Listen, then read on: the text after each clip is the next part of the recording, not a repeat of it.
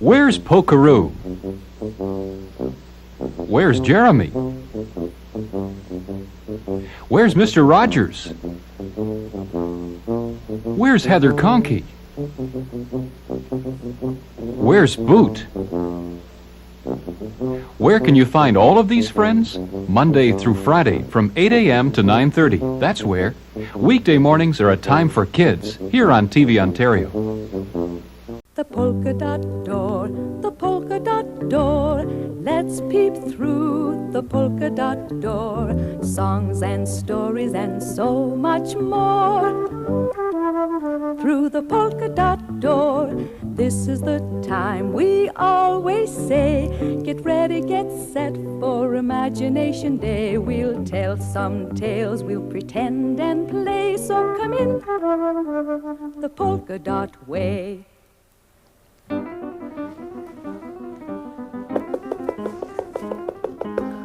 Come on, Bear, shake a leg! Louder, Marigold! That's the spirit! Come on, we have to hurry! Great. All right, Bear, we're on the home stretch. Now we have to play the drum.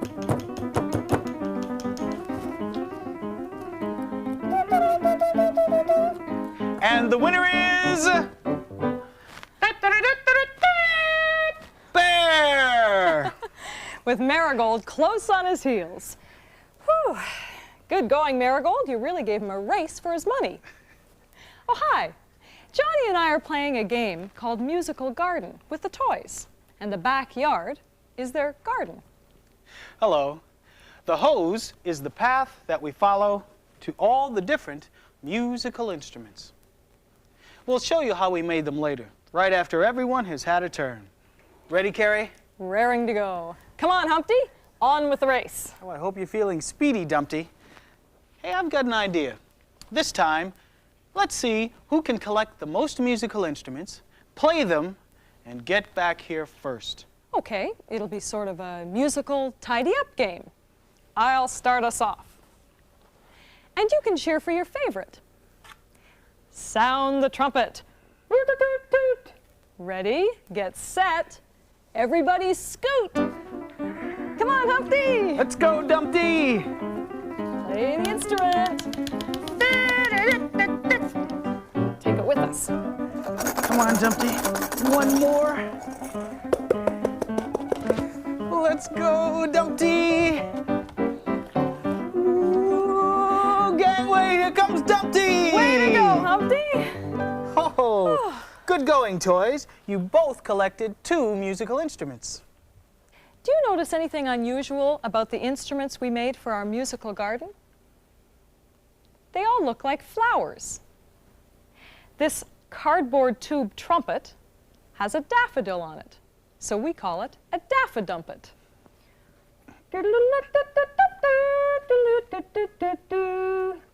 This is a paper roll instrument as well. It's got a daisy on it, and it's a kazoo.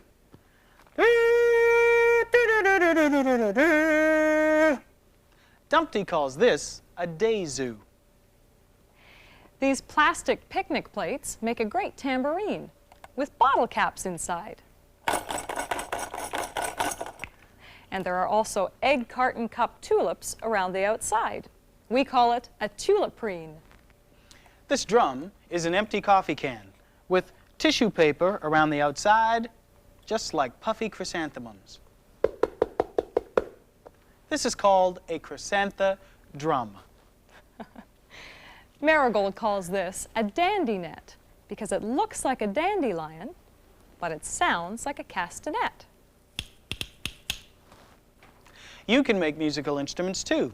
They don't have to be like the ones in the musical garden. Just use your imagination and look around for old odds and ends or anything to tap out a rhythm. Or play a tune. Be a music maker. You can have a lot of fun. Speaking of making music, that sounds like our song of the week, because you move to the music and you make music in it too. Help sing it with us and do the actions. You put your left foot in. You put your left foot out. You put your left foot in and you shake it all about. You do the hokey pokey and you turn yourself about. That's what it's all about. You put your right foot out. You put your right foot in And you shake it all about. You do the hokey pokey and you turn yourself about. That's what it's all about. You put your left hand in. You put your left hand out. You put your left hand in and you shake it all about. You do the hokey pokey and you turn yourself about. That's what it's all about. You put your right hand in. You put your right hand out. You put your right hand in And you shake it all about. You do the hokey pokey and you turn yourself about. That's what it's all about. You put your whole self in, you put your whole self out. You put your whole self in and you shake it all about. You do the hokey pokey and you turn yourself about. That's what it's all about.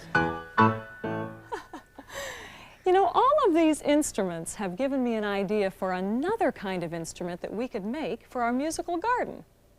I'll see you later. Wonder what she's got in mind.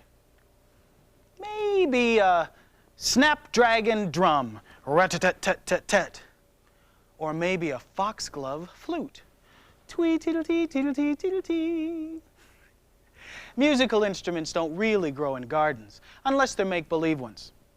If you look through the polka dot door, you won't see flowery instruments, but you will see plenty of flowers and hear lots of music in the Rose Festival Parade from Portland, Oregon. Got a good seat?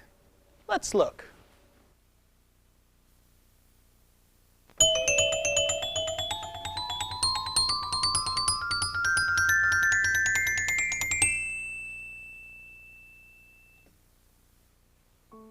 It's still dark when the parade starts to form up early in the morning. The flower arrangers have been up all night, adding the finishing touches to their floats. One by one, the floats are moved into position.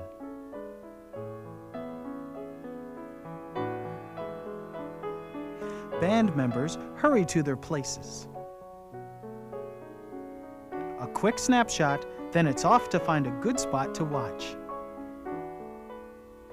Television cameras are all ready to broadcast the parade to all the people watching at home. Forward! And the marchers head out onto the streets.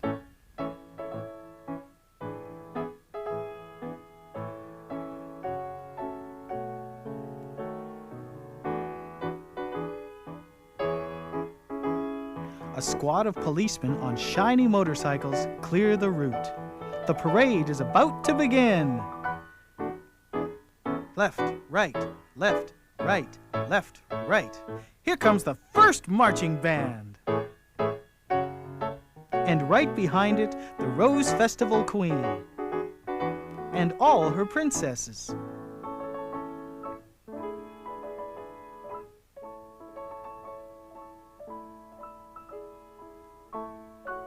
It's hard to believe, but every float in the parade is made entirely of flowers. Let's just sit back and enjoy the colorful floats and bands.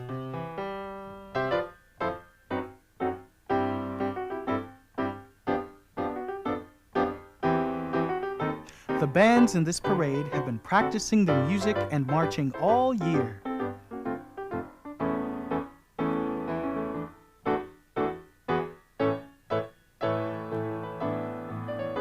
The people on the float wave to us. Wave back if you like.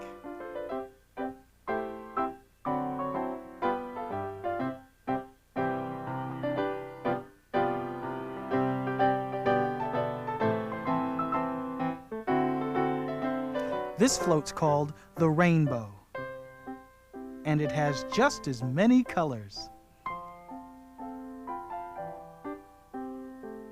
Bagpipers. Their costumes are called kilts and originally came from Scotland.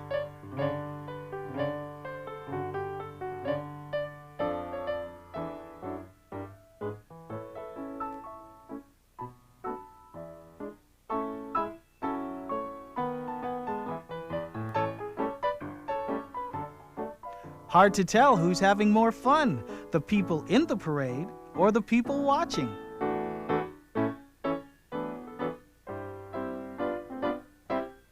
When the parade's all over, there'll be a prize for the best float. Let's watch and try to pick our favorite.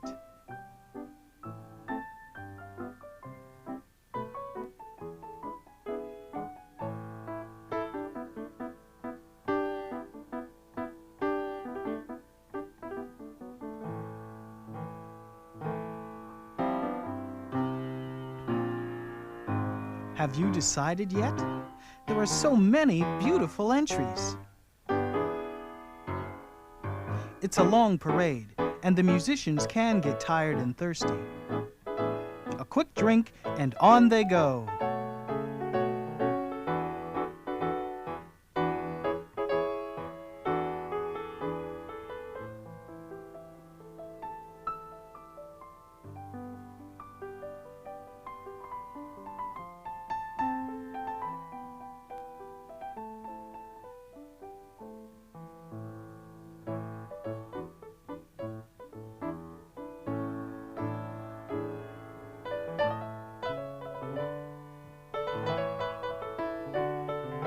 The last band marches by.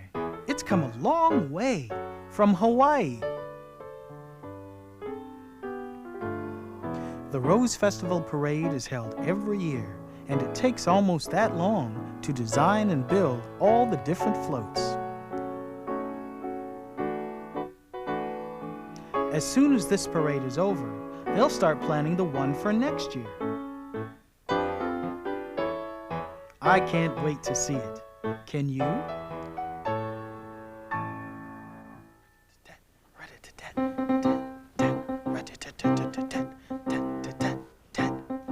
I'm being a musician from the Oregon Rose Parade. Why don't we all pretend to be musicians? First, let's be the snare drummers. Drumsticks at the ready, and here we go. We're fine musicians, that's what people say, and they come from miles around just to hear us play. Our snare drum, they love to hear our snare drum. Rat-a-tat-tat-tat-tat-tat, rat-a-tat-tat-tat-tat. Great! Now let's be the flute players. Listen to the music to help you keep in step. Got your flutes ready? And we are fine musicians, that's what people say. And they come from miles around just to hear us play. Our flute, they love to hear our flute. Tweedle-tee-teet-tee-teet-tee-teet, tweedle-tee-teedle-tee-teet, tweet. Hey, you are great musicians. Now let's sit down and take a rest.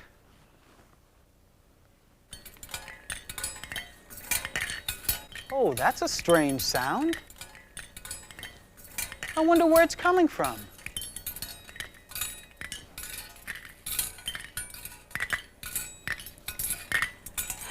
Not bad. Needs a little bit more decoration, though. I think I'll put on a couple of extra streamers. One on this side, and another one over here. There. Perfect. So it's you making that strange sound. Not me. It's a wind dinger. A what dinger? A wind dinger. I made it to hang on the tree. When the wind blows, it moves and makes music. Can you hear it? What a pretty sound. It's really just a coat hanger with two pinwheels taped to each side. And there are all sorts of dangly crepe paper streamers. And hanging from bits of yarn are all sorts of odds and ends made out of metal, things you'd find in the kitchen, like cookie cutters, some spoons, and some little pie plates. All sorts of dingly things.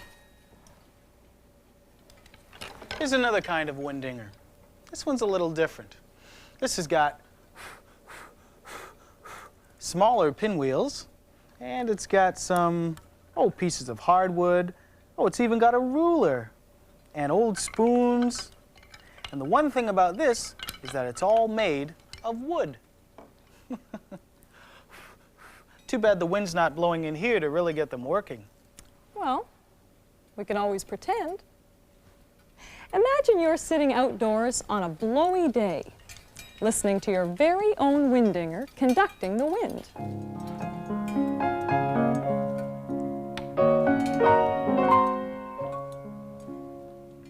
Windinger, sing a song, sing it from the trees.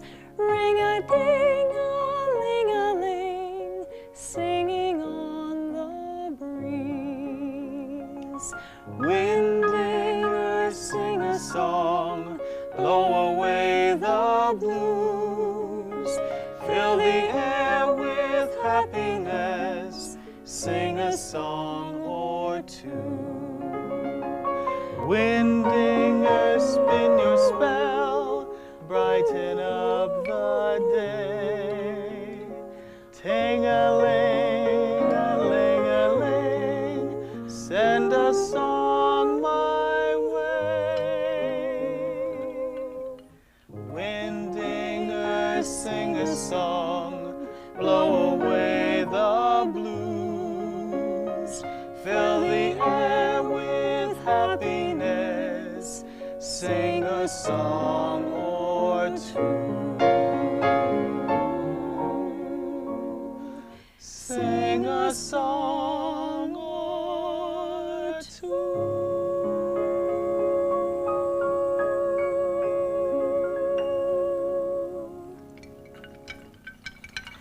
What a great sound.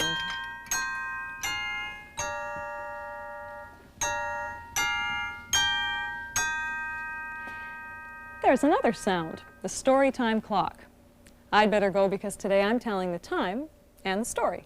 Bye. In the meantime, I'll take these out in the backyard. With any luck, there'll be a breeze and we can really get them dingling. Looks like we're not the only ones chasing the breeze today. What happened, Mouse? Did the kite get away from you? Well, here, let me rescue it for you. There you go. You hang on tight now. Sometimes the wind can be kind of tricky. Let's all tell the time together. The long minute hand has moved all the way around the clock and is pointing straight up to the 12. So it's something o'clock. The short hour hand is pointing straight to the 4. So story time today is 4 o'clock.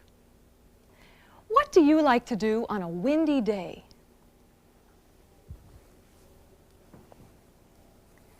Stretch out your arms and pretend you're flying. Zoom! Zoom!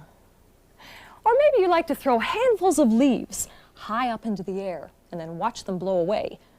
Whee! Or maybe you just like to close your eyes and listen to the trees rustling in the breeze.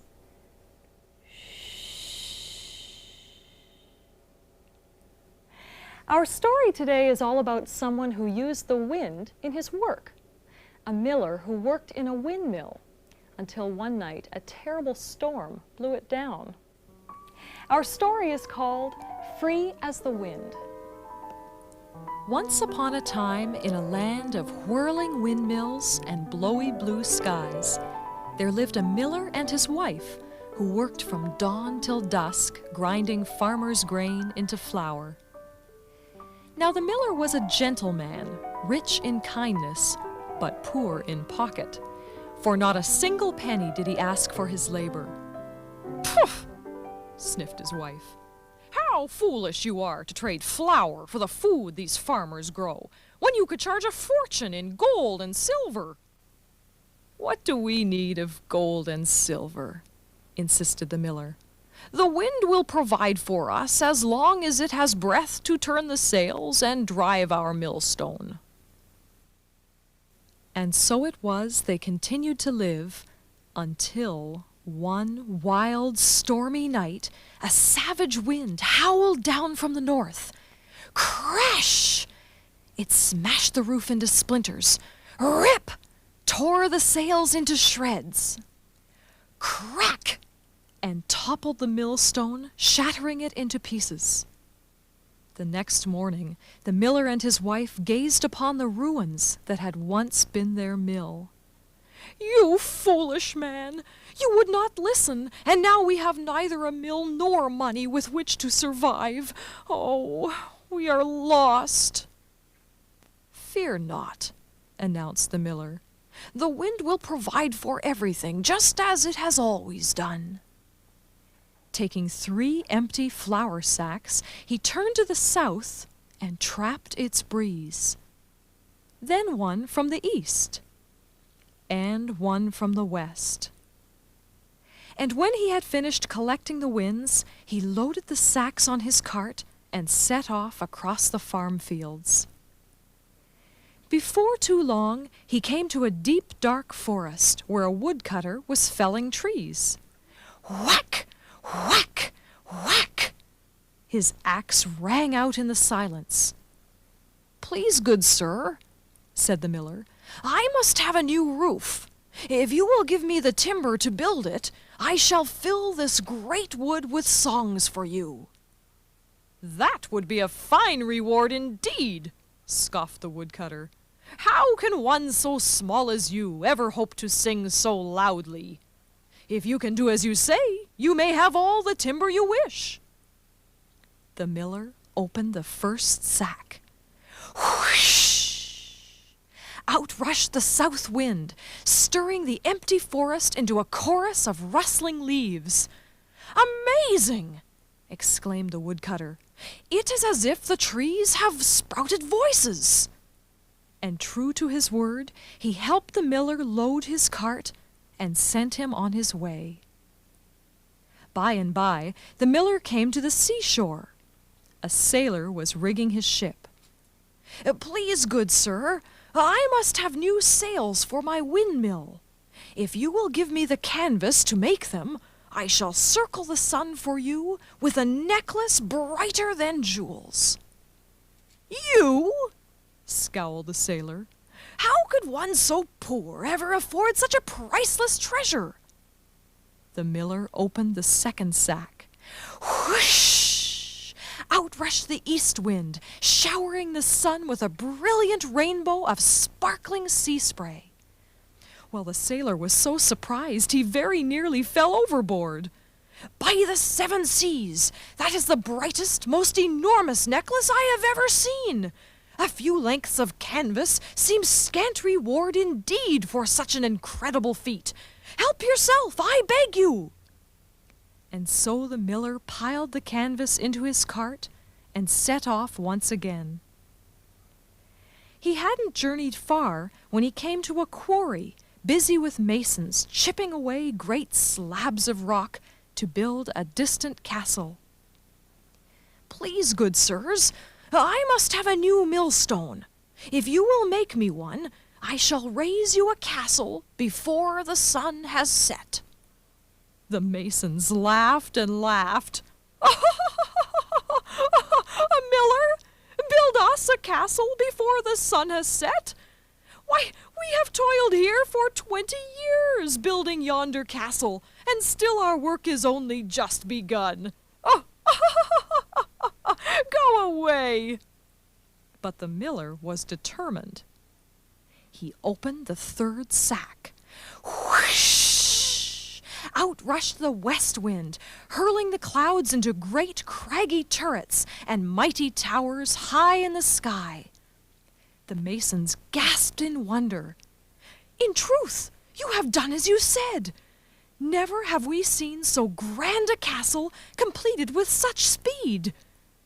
And without another word, set to work carving him a millstone.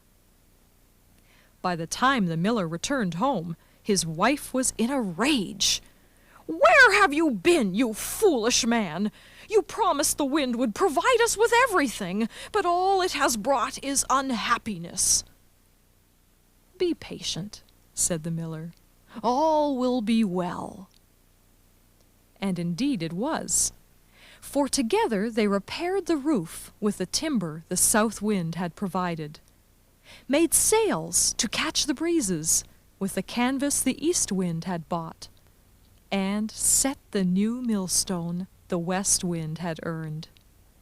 Soon the farmers were returning with grain to be ground into flour in exchange for the food they had raised. "You are such a wise man," sighed the miller's wife. "However could I have doubted your word?" And so they prospered. And to this very day, their mill still stands while forests sing, and rainbows sparkle, and clouds tower like castles in that land where the wind forever blows free. And that's the end of our story. Well, the miller certainly stirred things up with his sacks of wind. Do you remember the trees in the forest? Let's all be trees blowing in the south wind. Stretch up those branches. Higher. Good. And now let's rustle those leaves. And we sway back and forth and back and forth.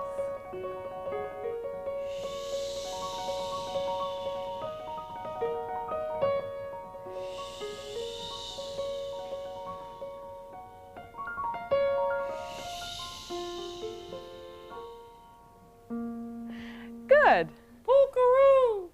Did you hear something? Polkaroo! It sounded like the polkaroo. It is the polkaroo. Come on, let's go outside and see what he's up to today. Hi, polkaroo. Now, what are you up to today? Polkaroo! Polkaroo! Polkaroo Airways. Polkaroo! Oh, I get it. You're going to go flying in this wagon. Polkaroo! Well, how does it work, Polkaroo? Polkaroo! Polkaroo! Oh, I get it. I'm the jet engine. Polkaroo! Well, I don't know, Polkaroo, but I'll give it a try. Up, up, and away! Whoa, it's kind of heavy. Polkaroo! Okay. Whoa, Polkaroo, I don't think you're going to get off the ground. Polkaroo! Polkaroo! Polkaroo! Polkaroo! You're going to try to fly by flapping your arms? Well, I guess you can give it a try. I don't think Polkaroo is really going to fly. Do you? He's too big and heavy. But I guess if he wants to just run around and flap his arms and pretend he's flying, well, he can do that easily enough. Polkaroo!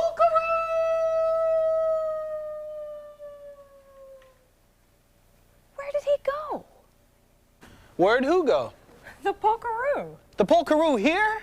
And I missed him again? Oh! He just left. Oh, and it's almost time for us to go too.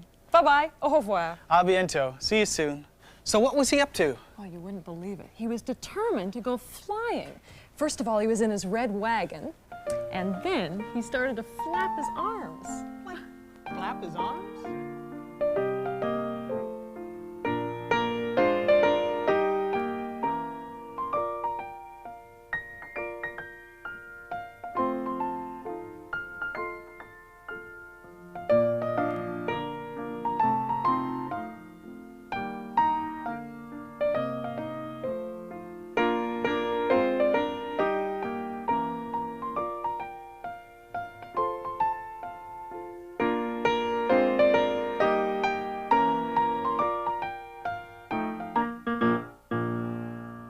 The polka dot door, the polka dot door. See you soon at the polka dot door for songs and stories and so much more.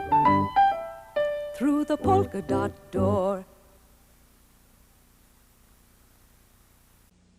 This is Channel 19 in Sudbury, Channel 9 in Thunder Bay. I'm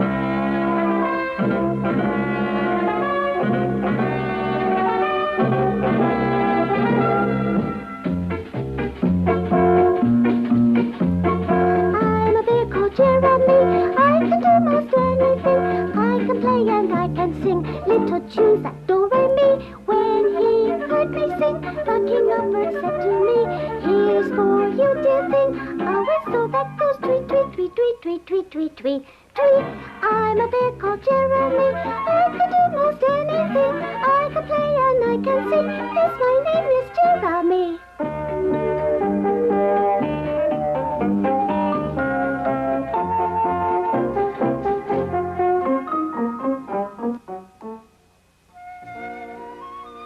Our story begins very early in the morning in a beautiful forest called Greenwood.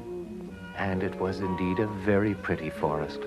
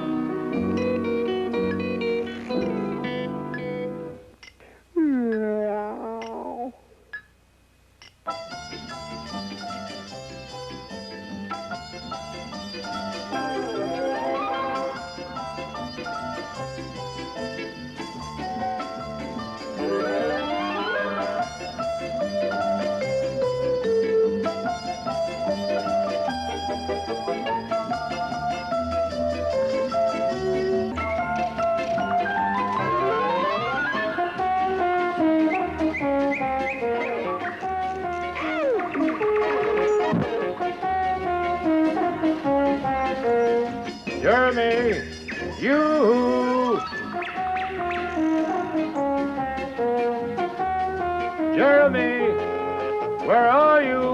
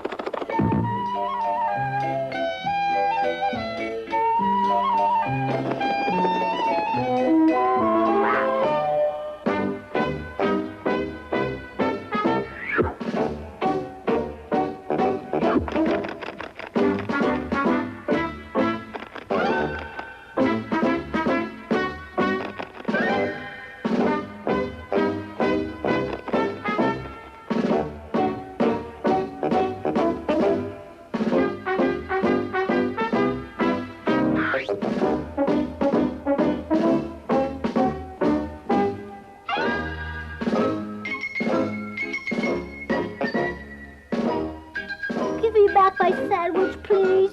Please give it back, sir. Never! Oh.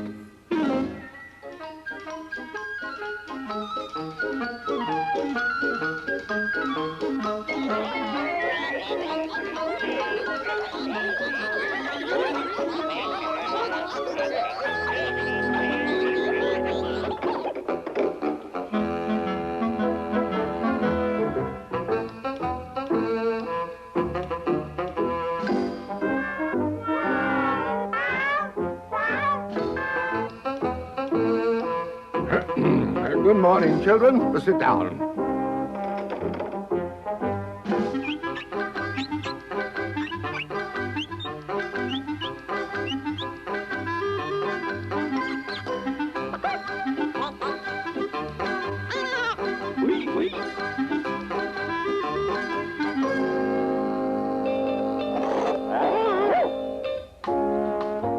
Here, sir.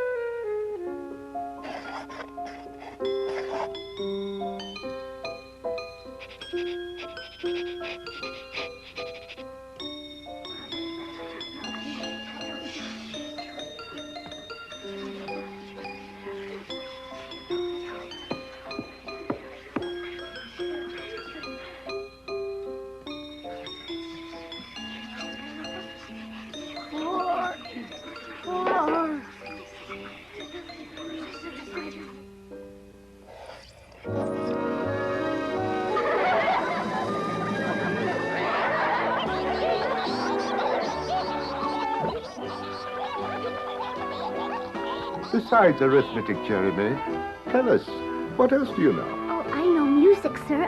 I know music. Oh? Well, let's see. Ah.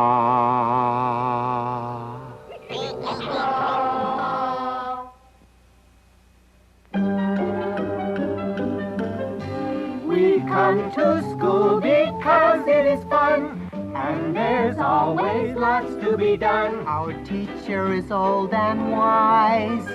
When he walks in, we all rise. He's the nicest wolf we have met. Teaches us the alphabet, reading, writing, and geometry, and history and geography.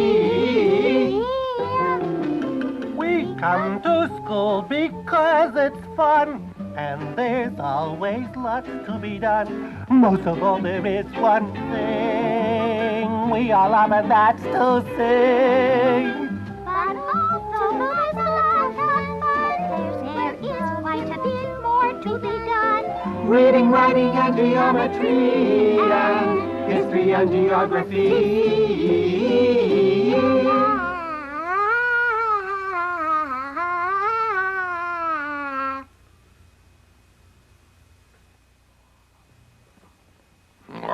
Wow.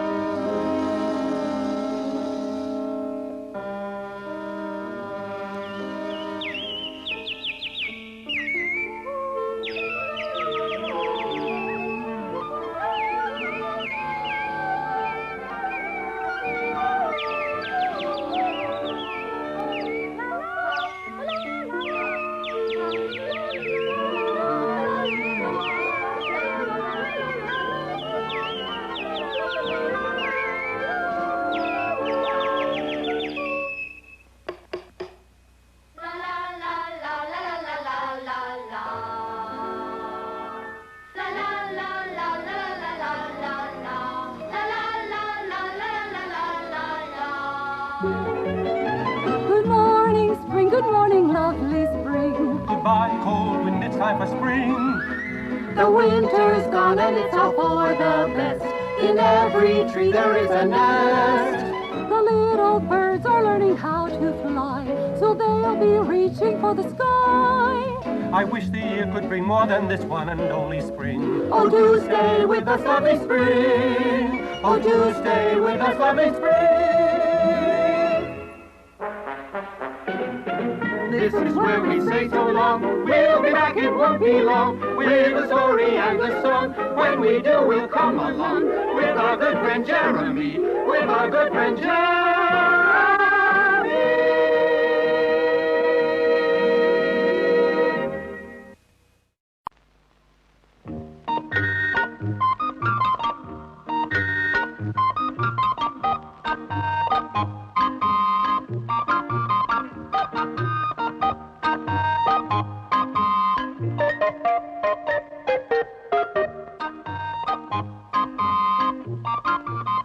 This is Hattie Town, where all the people live in hats.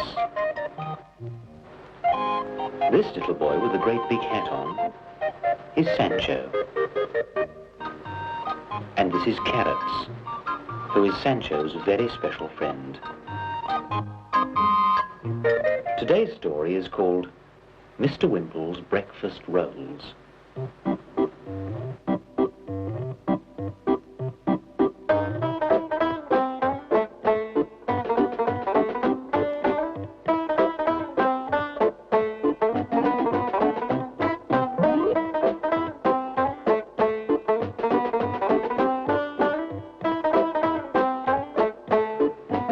Mr. Wimple, the mayor of Hattietown, paced up and down outside the town hall. "This will not do. This will not do," he kept repeating to himself. And then he'd look up at the town hall clock and say again, "This will not do." Sancho was walking past the town hall and heard Mr. Wimple. "Good morning, Mr. Wimple. Is anything wrong?" he asked. "You may well ask. You may well ask," said Mr. Wimple. And he glanced up at the town hall clock once again. "Can I help in any way?" asked Sancho. "Indeed you can," said Mr. Wimple. "Indeed you can. I should be most grateful if you would run along to Mr. Bun's bakery and ask him why. Why has he not delivered my freshly baked bread rolls for breakfast? I always, but always, have freshly baked, crisp bread rolls for breakfast every morning. But today, nothing. Nothing at all." As Sancho approached Mr. Bun's puffy white bakery shop, he saw a large notice hanging on the door. It said, "Closed."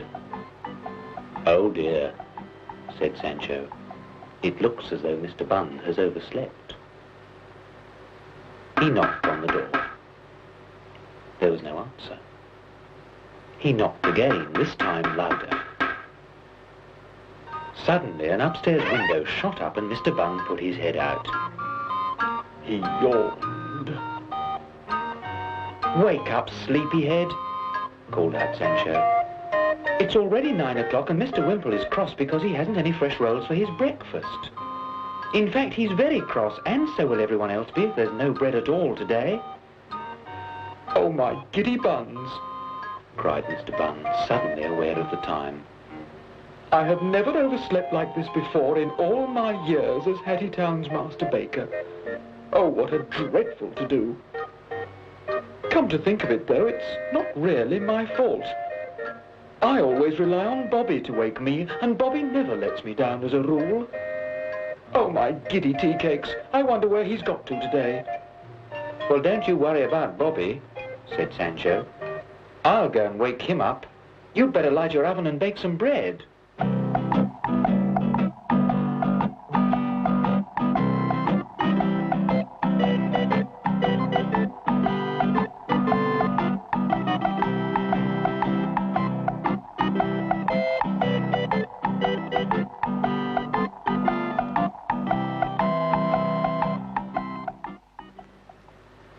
Bobby, the Hattietown policeman, was calmly unlocking the police station.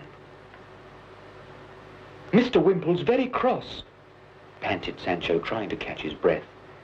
"And it's all your fault, Bobby." Then, before Bobby could say a word, Sancho launched into a long explanation of how Mr. Wimple had not yet received his fresh rolls for breakfast because Mr. Bun had overslept, and how Mr. Bun had overslept because Bobby hadn't woken him on time. "Well, I suppose I am a little late this morning," said Bobby. "But then you see I always rely on Milko to wake me up, but—" "I know, don't tell me," said Sancho. "Milko didn't wake you up on time this morning. I'd better go and find him, otherwise no one in Hattytown will get any milk today.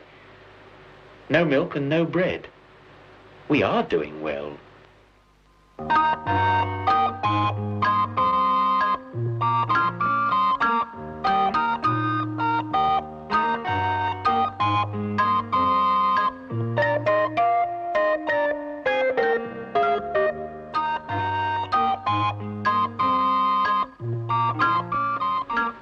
Just then, Carrots galloped by.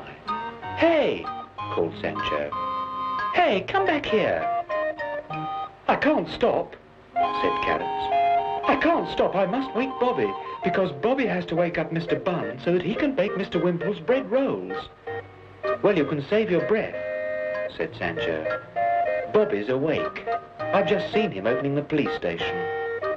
Anyway, why are you going to wake Bobby? I thought it was Milko's job." "Oh, it is Milko's job," said Carrots. "But it's my job to wake Milko." "Oh, this is all getting very silly," said Sancho. "Well, if Milko's already awake, we may as well go and see if Mr. Wimple's got his breakfast rolls yet. Come on."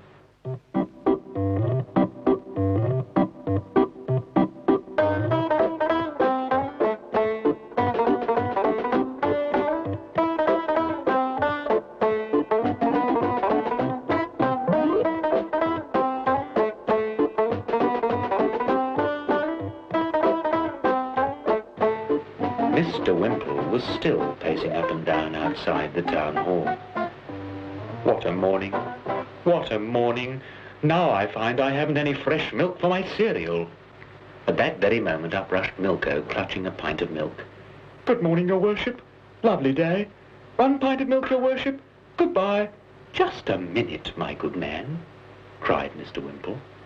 "Do you realize you are 2.5 hours late this morning? 2.5 hours. "Oh, so you've noticed," said Milko, fidgeting in discomfort. "Well, you see, sir, it's on account of Carrots. I always rely on him to wake me each morning, but today he overslept." "Allow me to explain, sir," said Sancho, stepping forward. "You see, Carrots wakes Milko every morning, then Milko wakes Bobby, and Bobby wakes Mr. Bun. So it was all Carrot's fault you didn't get your milk or your rolls this morning, because he didn't start the ball rolling by waking Milko." "I cannot believe it," said Mr. Wimple. "I did not know my fresh breakfast rolls depended upon so many people waking each other up." So it's all your fault, is it, my dear Carrots? Well, now, look here." "Just a minute," blurted out Carrots. "You're all most unfair. After all, I didn't wake up on time because the person who is supposed to wake me didn't." "Oh, I cannot stand this nonsense any longer," exploded the mayor. "And who, dare I ask, is supposed to wake you up?" "Sancho," said Carrots. The mayor looked accusingly at Sancho. "And who forgot to wake you up?" he thundered. "Well, you see, sir, it's my alarm clock," began Sancho sheepishly. But the mayor was in no mood for any more explanations. "So it's your fault. It's your fault that the whole of Hattytown, my own dear Hattie people, the people who have entrusted me to be their mayor," he did go on so, "my people were almost left breadless and milkless today, all because a silly little boy A silly little boy did not wind up his alarm clock. But Mr. Wimple, interrupted Sancho. Excuse me, but you borrowed my alarm clock because yours had broken and you haven't given it back to me yet. Oh, yes. Yes. Well, there's no real harm done, said the mayor, suddenly very deflated. I now have my bread rolls and I now have my milk, so I think I shall retire and eat my breakfast. My, he said, groping for an adequate phrase to cover his retreat and to excuse the dreadful fuss he'd made. I didn't quite realize, he said, how everyone depended upon everyone else quite so much. My.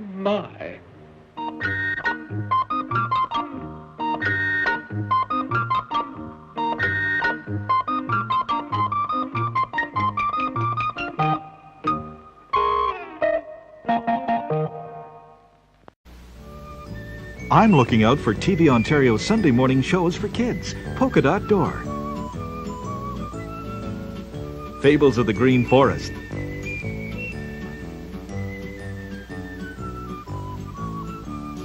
Sesame Street.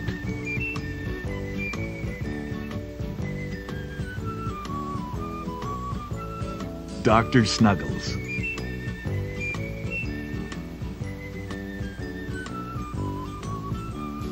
Cucumber.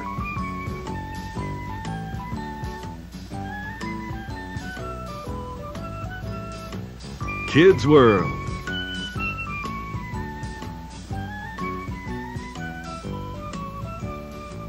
Ludwig and Simon. Be on the lookout for all these great shows Sunday mornings on TVOntario.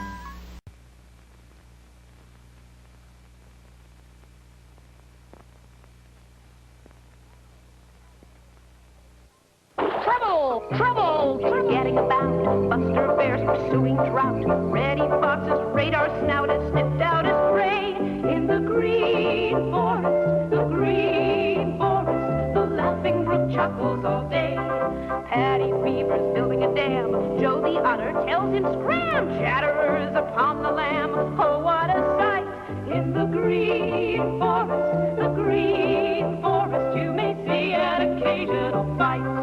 Peter Rabbit hippity hops, the mean old weasel growls. Grandpa Froggy flippity flops, and Sammy Blue Jay scowls. There are marching mink and sable there, toads on mushroom table there. 4 and 50 fables there of friendship and strife. In the green forest, the stories you've read about all come to life. Yes, the stories you've read about all come to life.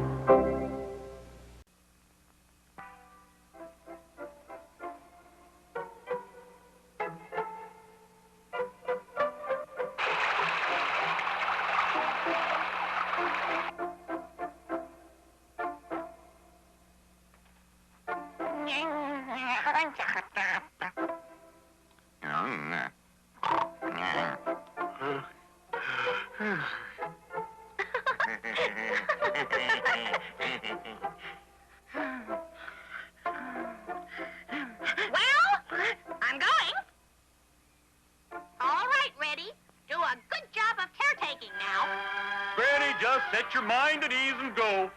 I wonder if it's really all right. Recently, I've been feeling a little weak, so I'd like to eat something tasty. So I thought I would revitalize myself catching the field mice on the farm that I noticed last year. A little thing like caretaking I can do easy. Really? You don't say. Don't worry. Go and take your time. Is it really all right, Reddy? Now you listen to me again. I'm telling you not to get close to any stranger. If you do that, you won't get into any trouble. Yeah. Do you really understand? Carelessness is to be avoided. Caution is surpassed by more caution. Well, I'm going. Huh? Granny's going on a trip, eh? she'll be gone for 2 weeks so we can spread our wings without any worry. What's so funny about that? I'm sorry. We don't have any wings to fly and fly. Fool, I'm just opposing, that's all. Still, how nice, eh, Polly? Yes.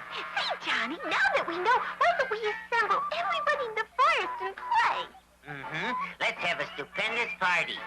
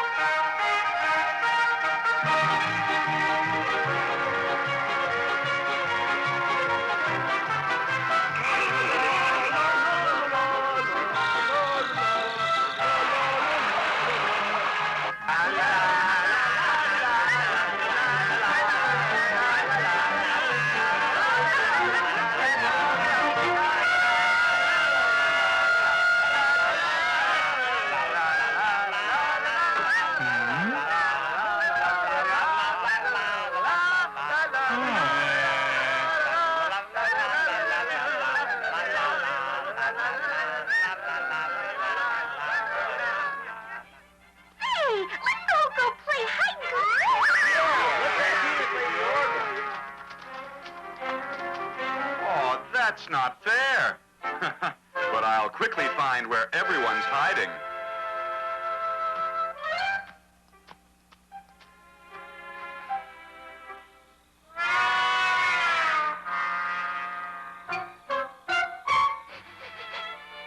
Huh?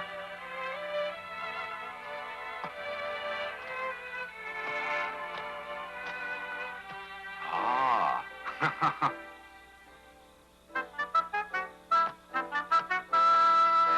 So, Bobby, you consider yourself hiding? Huh? Oh?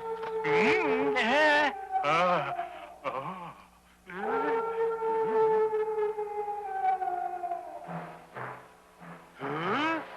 What the deuce was that? I never heard that voice before. Can't scare me. Chin up, chin up. I'm not a weakling.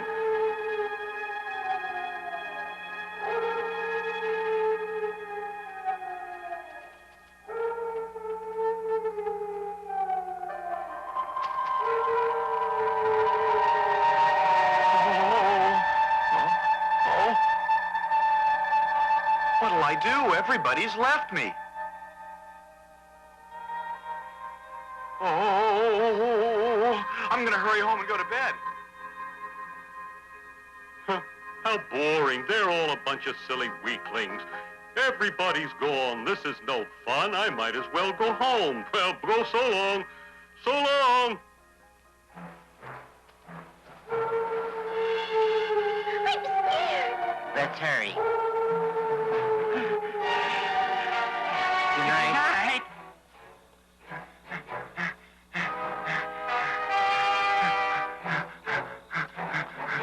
Oh.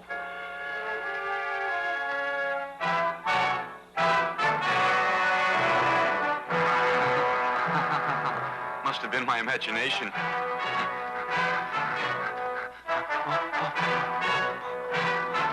Huh?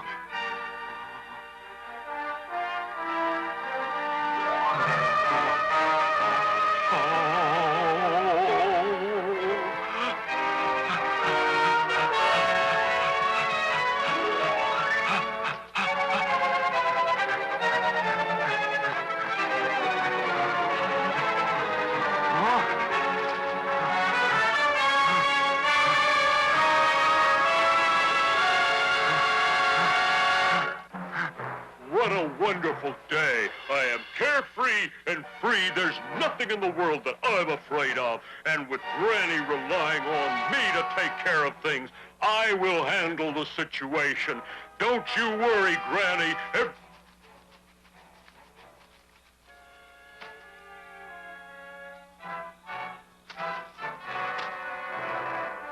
Yeah. Well, Granny said not to get close to anything that's unknown.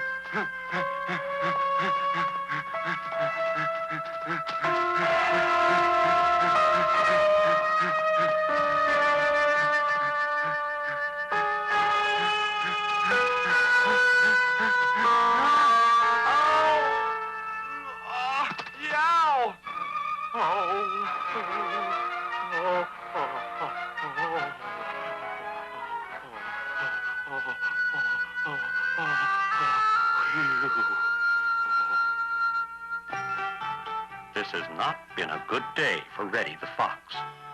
His stomach was so empty that it's begun to hurt. Finally, he decided to go out and look for something to eat and left his house.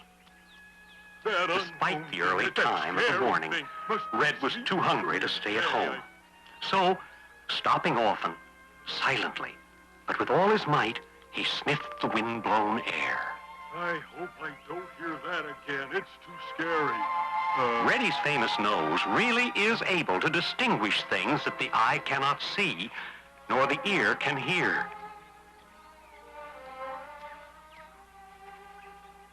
I smell some kind of baby bird.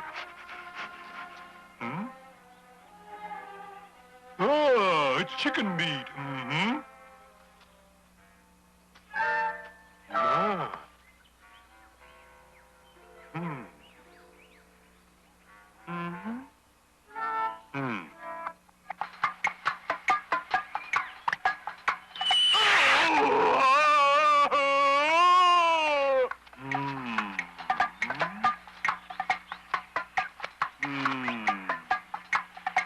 Now hear this, Reddy. When you want something so much that you can't stand it, turn around and go home. If you stay there, you'll be caught. But if you go home, you won't be hurt.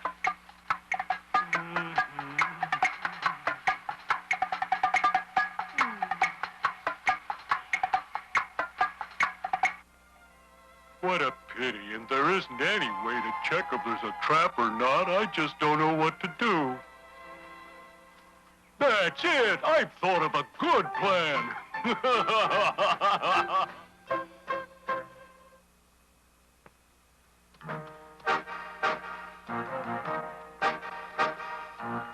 Jim!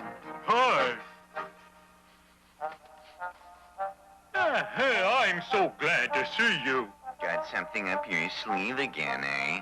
You sure look smart and magnificent today. No, not that much. No, it's true, it's true. No one is as brave as you. We who tremble every night hearing that strange voice just cannot be compared with you. That's true. That's true. I'm not afraid of anyone of anything. Really, I am. By the way, Jimmy, I found a half-eaten piece of meat. Meat? If you don't believe me, come with me and see with your own eyes. But I don't care to eat meat that much. But aside from the meat, I thought there might be some fallen eggs that you like so much. Really? Jimmy, that meat might be left by the stranger who scared the... well, naturally, I wasn't scared. But all of the others were, of course. Oh, really? Look, beneath that tree. You're right. Well, who would you think brought it? Say, let's go closer and look. Then we'll be able to see who left it. That's a good idea. Let's do it. Say, Jimmy, to avoid any danger, wouldn't it be better if someone stood guard over here? That may be. Then let's do this. Now, I'm taller than you and can see beyond the grass field. So while you're checking, I'll stand guard for us. How's that for an idea, That Red, he wanted me to check if there's a trap or not. What a cheap guy. Hey, Jimmy, is that okay? Yeah, that's okay.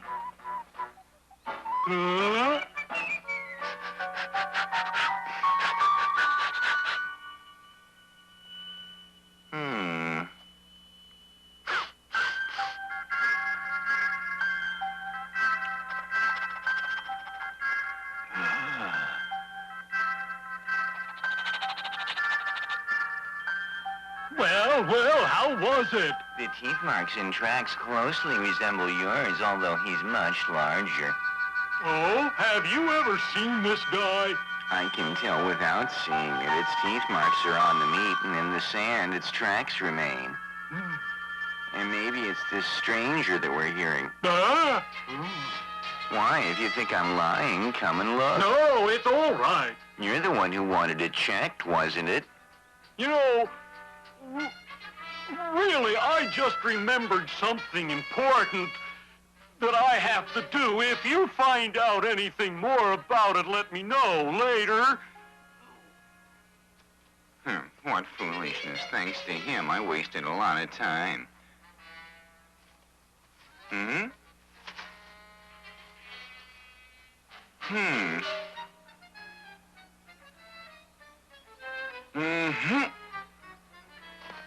Yeah! Wait!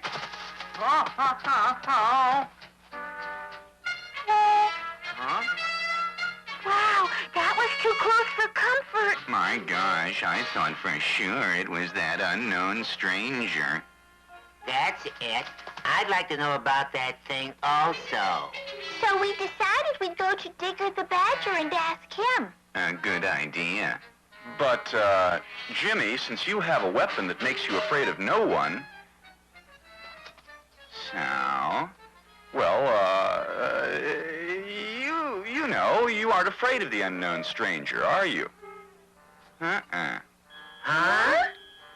No, that's no good. I don't have this fume bag just for the sake of quarreling with others. I still think that you ought to go see Digger. He's from the West, and he would know something about the stranger.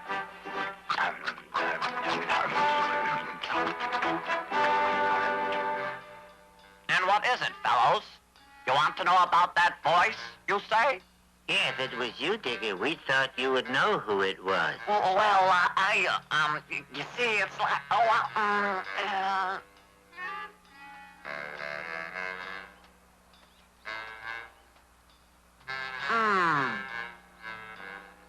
Usually he doesn't associate with others, so it's a little hard for him to converse. In short, he's come from the Great West, and he's a friend of mine. A friend? In short, yeah. A coyote, old man coyote, who's come from the Great West. Old Man Coyote? Oh, Old Man Coyote! Coyote? Coyote? Jimmy and Johnny quickly told everyone what they had heard from Digger the Badger about the coyote. What they should do to avoid being caught by the coyote, or, if they did meet up with him, what they should do. All this had been learned now, and everyone was a little bit more at ease than before. Hi. Why is everyone so jumpy about that nothing old man coyote? You're nothing but a bunch of cowards. Me, I'm not the least bit scared. Yeah, you're really not scared? That kind of guy, if I meet up with him, I'm thinking of giving him a scare. Yeah, is that so? Well, show us some of your strength. In due time.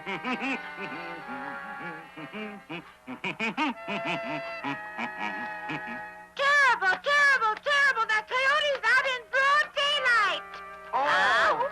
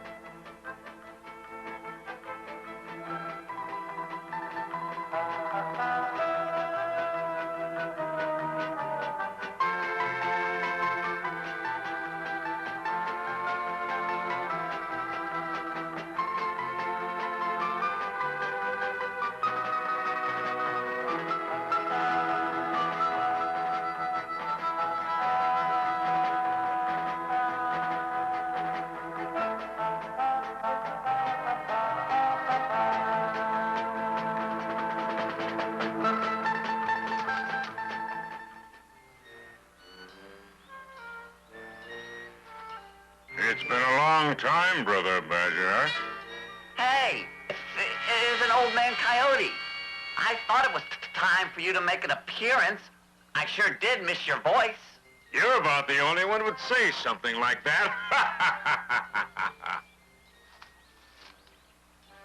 And how long will you stay? Such a nice forest, I thought I'd look around and stay a little while. Well, in any case, I'll have to pay my respects to my immediate neighbors, but it'd be nice if they are pleased. You have a mean streak. You know full well that they are all afraid of you. Speaking of that, Reddy the fox is saying that when he meets you, he's going to get you. Aha! Reddy the fox. That one. I better check for myself to see how much courage that Reddy the fox really has.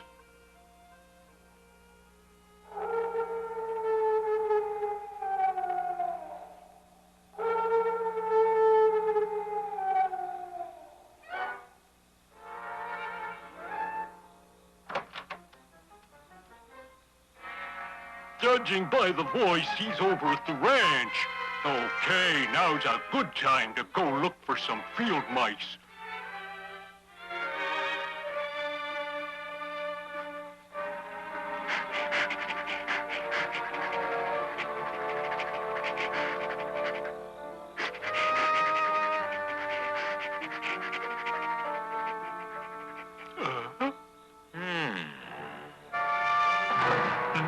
Hey!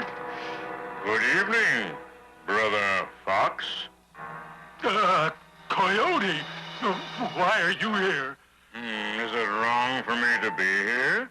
No, I don't mean that at all. I understand that you are to live in the green forest. Yes, but then we can be good friends, yes. By the way, is it true that you're not afraid of anything? Yes, I'm not afraid of anyone.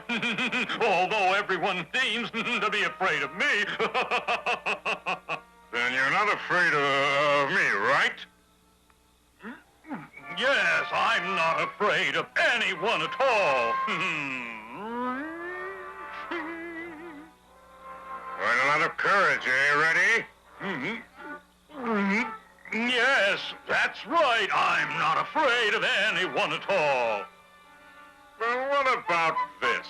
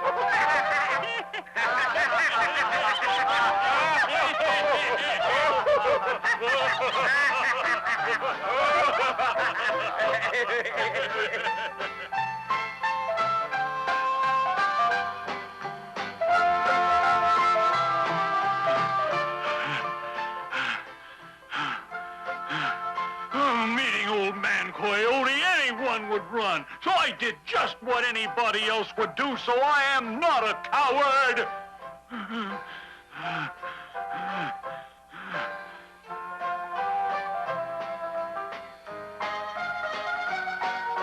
Like Granny said, if you want to live long, you've got to run.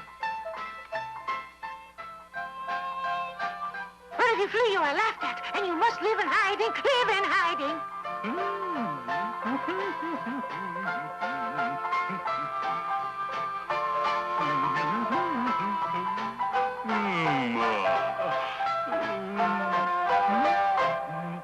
Peter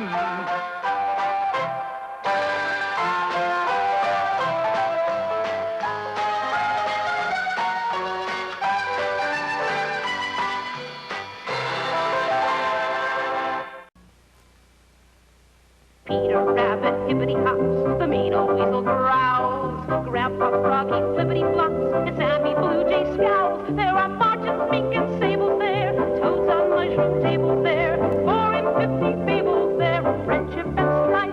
In the green forest, the green forest, the stories you've read about all come to life. Yes, the stories you've read about all come to life.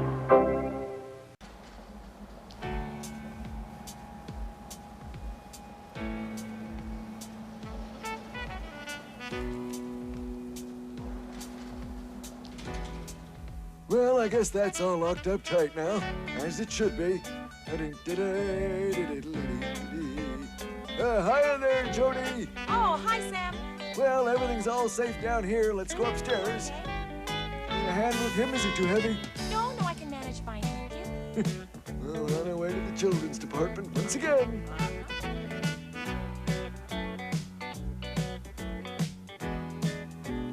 Okay, it's clear. The customers have all gone home now.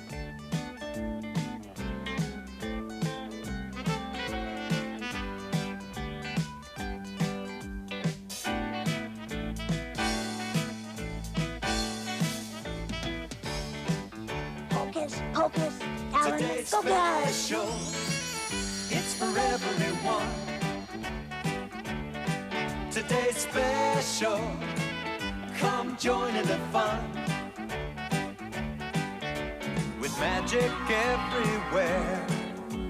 A world for us to share. And friendly faces hoping that you want to meet us there. For today's special. It's about to appear. It's about to appear. Today's special. Shout it loud and clear. Today's special. Today's special is circus. Ouch! Oh! I take it this is yours, is it, Jeff? Yep, thanks, Sam. It's all right. You know what? What? I'm teaching myself to be a juggler. Ooh, that sounds good. Yeah. A juggler, like in a circus, huh? Right. Do you want to see my act? Well, actually, I'm just busy doing my rounds. Oh, I've been practicing all evening. Oh, well, in that case, yes, you go ahead. Okay. This should be good. Ta-da! Announcing the first public performance of Jeff the Juggler. Hooray! Okay. Yeah, well, shouldn't you try and keep them all in the air a little longer, Jeff? I know. Well, you just keep on practicing. Don't worry about it. Yeah, okay. Here, I'll try it again and... Where'd he go? Oh, he went to finish his rounds. Hey, Jeff, I'm on my way downstairs to get some milk. Do you want to come? Jody, how would you like to see me juggle 3 balls at the same time? Well, can you make it really quick, Jeff? I've got a lot of work to do. Okay, watch. Here. Ta-da! Oh, I'll try it again. Just let me go get the other ball. I think it rolled behind the counter. No, I don't see it. Well, it's got to be back there somewhere. Look, I've got to go. I'll see you later. Oh, wait, here it is. Gosh, everybody seems to be in a big hurry today. Hi, bye. Muffy, how would you like to see my juggling act? A little later, if you please. Right now, I'm on the trail of cheese. But you must practice lots, you know, before you join a circus show. Muffy, how can I join a circus? I mean, if I leave the store, you know that my magic hat doesn't work and I become a mannequin again. Oh, how could I forget that fact? So later on, I'll see your act. Oh, but Muffy, don't you want to see...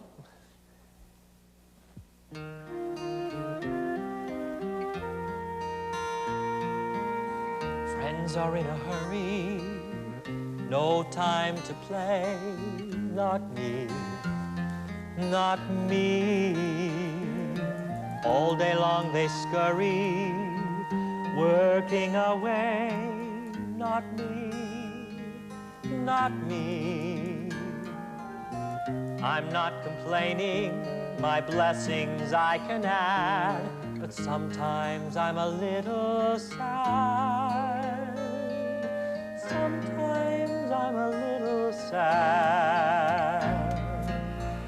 Living in this great store, a world to share for me,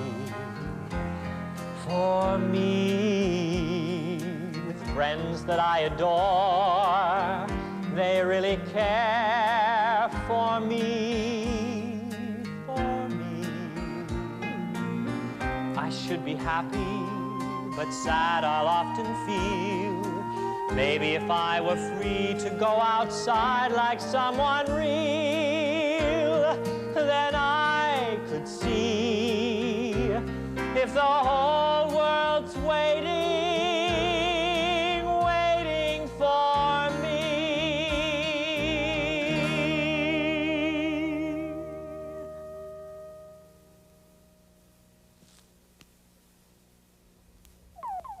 When you juggle, all the balls must be the same size. Are these balls the same size? Can you tell me which ball is the biggest? This one. Very good. Now, can you tell me which is the smallest ball you see? You're absolutely right. This one is the smallest. These balls are different sizes, but they all have the same shape. Do you know what that shape is? If you said round or like a circle, then you gave the right answer. Good for you. Hey, look, everybody, it's working. Oh. I guess I'll never be a juggler. Yeah, hi there, Jeff. Hi. Hey. Gee, what's the matter with Jeff? I don't know, he sure looks sad about something, though, doesn't he? I can tell you what is wrong. I overheard him sing a song. Well? He's not very satisfied because he's missing things outside. Oh, poor Jeff. We have to remember that we're his friends and we're the only way that he has of knowing about the outside world. And if we ignore him, then he's all alone. Yeah, we're his friends and we have to sort of share our lives with him, you know? I hear your words and I agree. Jeff's our responsibility. Hey, I know. Let's make a big fuss about his juggling. That would cheer him up, wouldn't it? Yeah. All right. Jeff. Hey, Jeff, can you come here a minute? Jeff? Yeah? Come here. Look, well, we'd all like to see your juggling act now, Jeff. Oh, it's too late. I gave it up. I'm not going to juggle anymore. But all you need is to feel good about yourself. You just need a little confidence. Sure. You were pretty good at it. Hey, I know. We could put on a circus right here in the store. A circus? Yeah, and you could juggle, and we could all do some kind of circus act. That's a great idea. Sam, that's really very clever. The best idea that you've had ever. Oh, and we could give our circus a fancy name like, Circus Shangri-La. Wow. Oh, yeah, that's really keen. But for goodness sake, what does it mean? Oh, I don't know. Well, it sounds good to me. Great. Yeah. Tara boom, tara. It's the Circus Shangri-La. So give out a cheer we all can hear. Tara boom, tara. Come on, everybody, sing. Tara boom, tara. It's the Circus Shangri-La. So give out a cheer we all can hear. Tara boom, tara. Our circus fun has just begun. It's time to take your seat. Elephants that stun everyone with acrobatic feet. Tara boom, tara. It's the Circus Shangri-La. So give out a cheer we all can hear. Tara boom, tara. The bandit croons a merry tune. The tumblers show their skill. But if they don't stop spinning soon, I think I'll get quite ill. Tara boom, tara. It's the Circus Shangri-La. So give a cheer we all can hear. Tara boom, tara.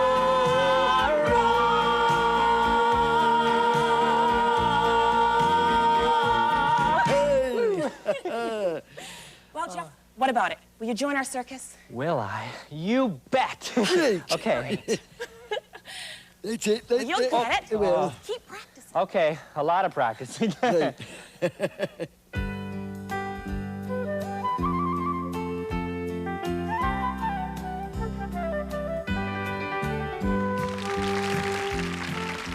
now I'd like to share my dream.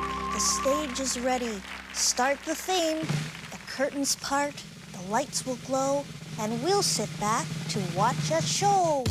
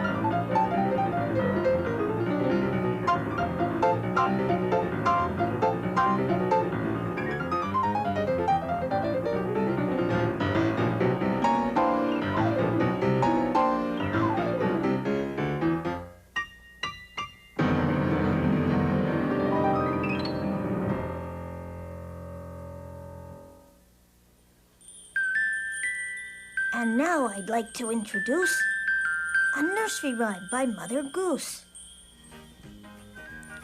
Simple Simon met a pieman going to the fair. Says Simple Simon to the pieman, "Let me taste your ware." Says the pieman to Simple Simon, "Show me first your penny." Says Simple Simon to the pieman, "Indeed, I have not any." One of these pies is different from the others. Which one do you think it is? Yes, you are right. The middle pie is different. Can you tell me why? Because the middle pie has a big piece missing. I wonder who ate the missing piece of pie. Oh, Simple Simon, you naughty, naughty boy. Here, kitty, kitty, kitty. The cat's not here. Oh, what a pity. I need her in my circus show, so the audience will shout, "Bravo!" A lion tamer I will be, and do tricks with Penelope. I'll walk into the cage alone. The crowds will ooh and ah and groan, and then the gate will be released, and in will leap the savage beast. A lion tamer must be brave to get a big cat to behave. Back, back, back, I'll say. The snarling beast will soon obey. The crowds will cheer and yell for more. Oh, is that a cat that gave a roar? Oh, I think I'll go back to my bed and plan a magician's act instead. Lion tamers know no fear, but magicians, they can disappear. Can you hear a sound? How do you think that sound is being made? Were you surprised, or did you know that someone was clapping their hands together? Can you make a clapping sound with your hands? That's good. Can you clap louder? I wonder what it would sound like if we could hear everybody clapping.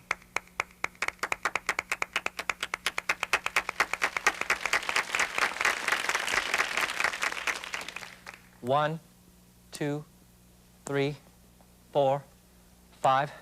I'm juggling with one ball because I figure that's the best way to start. Hey, Jeff. Hey, how would you like to be a clown in the circus? Thanks, Jody, but I'm going to be a juggler. Well, you can be a juggler, too. I'm doing a clown act, and I need an assistant. Come on, please. Jody, aren't clowns supposed to make people laugh? Are you sure we can do that? Oh, sure we can. There's all kinds of things in this box that we can use. See? That was very good. Oh, pretty tricky.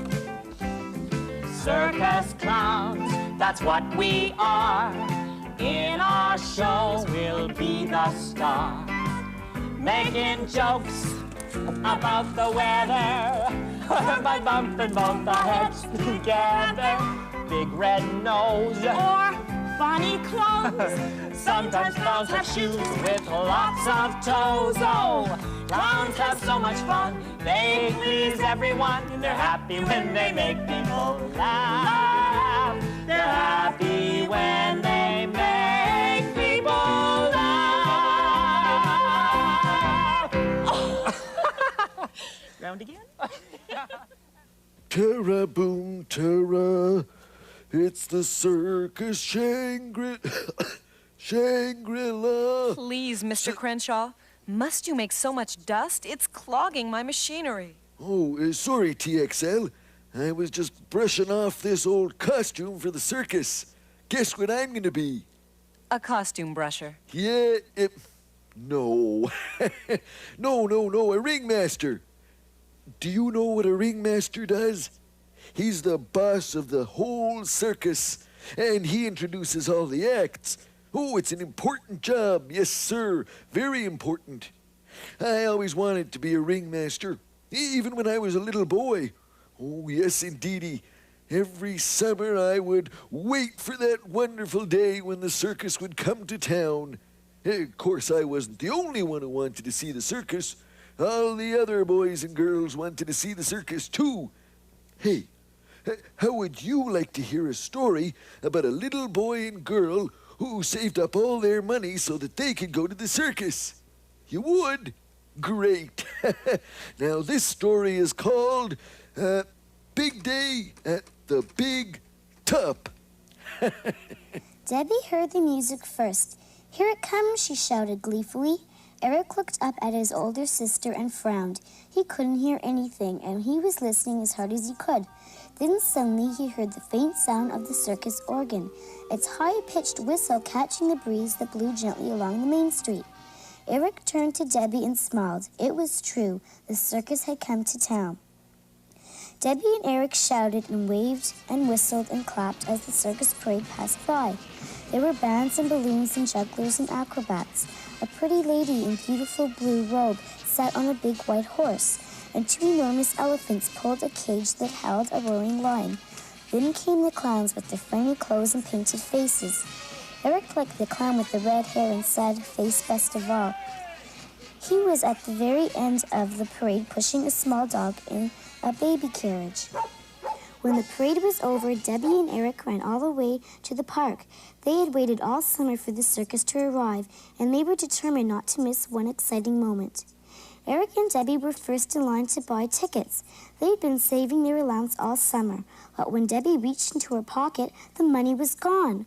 "Oh no," cried Debbie, "it must have fallen out of my pocket. Now we can't buy a ticket to the circus." Sadly, they went and sat by the side of the circus tent. They could hear the music playing and the sound of the crowd as the people took their seats. Soon there was a loud fanfare and a roll of the drums, and they knew that the circus was about to begin. "I'm sorry," Debbie said, tears filling her eyes. "It's my fault for losing the money." "No, it's not," replied Eric softly, as he wiped away his own tears. "It was an accident." You two look pretty glum, a strange voice said. Debbie and Eric looked up and saw the clown with the red hair. He was coming towards them, pushing his baby carriage in front of him. A circus is supposed to make people happy, he continued, not make them cry. We've lost our money, Eric explained, and now we won't see the circus. The clown looked at the two sad faces. Well then, he said, perhaps you would like to help me out instead. My little dog is not very well today, so she's resting, and I haven't anyone to push around in my carriage. If you'll be part of my act, then I'll make sure you get the very best seats for the rest of the show. And that's exactly what happened. A few minutes later, when the ringmaster announced the clowns, there was Eric and Debbie, sitting in the baby carriage waving to the crowds and smiling the biggest smiles possible so that everyone could see that this was the best circus ever. I'm glad that Eric and Debbie were able to see the circus after all. Yeah, me too. Oh, educated elephants, look at the time. I gotta hurry, I'll be late for the big show. Hey, let's have a quiz before I go. I gotta get into the rest of my costume. There you go. There. See ya. Do you see anything strange about this picture? Oh, you do. Can you tell me what it is? Oh, I see. This elephant is going the wrong way. Thank you for telling me. Oh, look. It's another elephant. That's strange. This elephant is missing something very important. Can you tell me what it is? His trunk. That's right. An elephant's nose is called a trunk. What? No, this type of trunk. That's more like it. My magic wand I cannot find. What? I hope it's not been left behind. Oh, here it is, Muffy. That away, Jeff. All right, now. Hurry, Sam, or the show will be late. Oh, all right. I can't find the opening. Oh, wait a minute. Yeah, right. There it is. Ladies and gentlemen, boys and girls, welcome to Circus Shangri-La! How am I doing? Great. Come on, announce the first act. What? Oh, yes. And now, you are about to see two of the funniest clowns ever! Presenting for your entertainment, Jody and Jeff!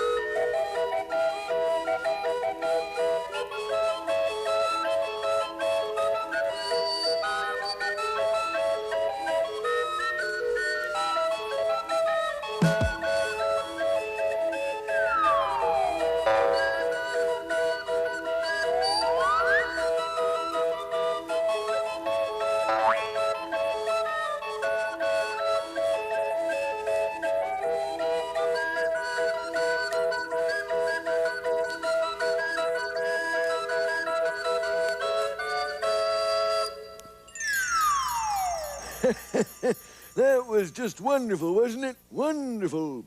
And now, boys and girls, and now, oh my. What's next? It's Muffy, and I'm going to be her assistant. Oh, that's right. And now, presenting the marvelous, memorable, merry, and masterful magic of Muffy, the miraculous magician. Take it away, Muffy.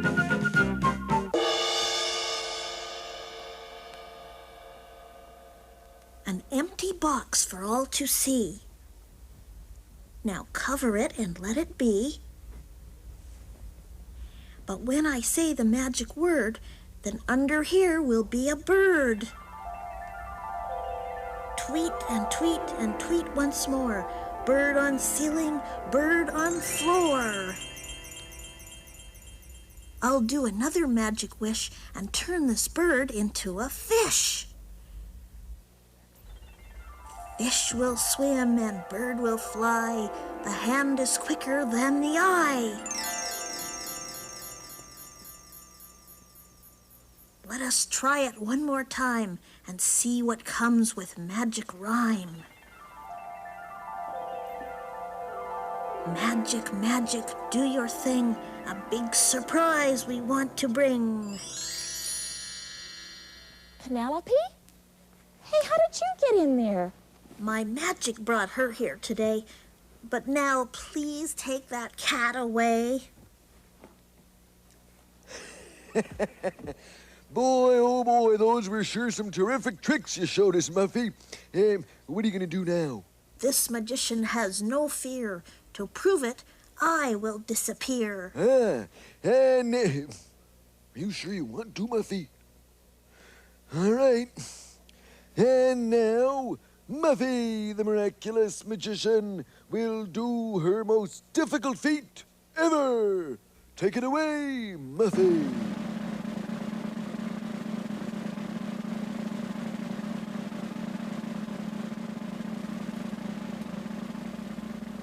Hear the words of Muffy Mouse and take me to my little house. Huh? Muffy! Hey! Muffy, where are you? Hey, that was incredible. Amazing. Muffy! Muffy? Muffy? Muffy, where Come are on you? out, Muffy. Where are you, Muffy? Muffy? Oh, I wonder where she is. Muffy? Very near. Under here.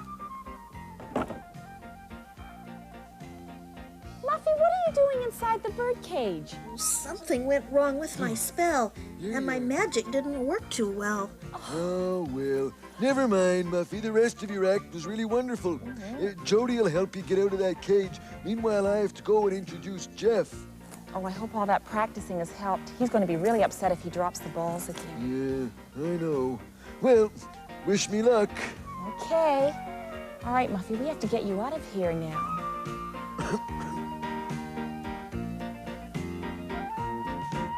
Ladies and gentlemen, Circus Shangri-La proudly presents the star of the show, Jeff the Juggler.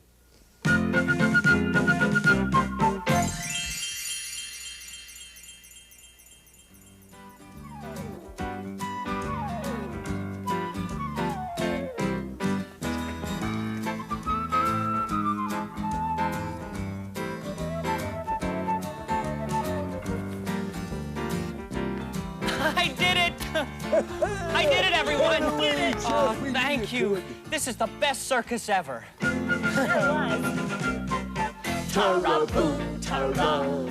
It's the Circus Shangri-La. So give out a cheer we all can hear.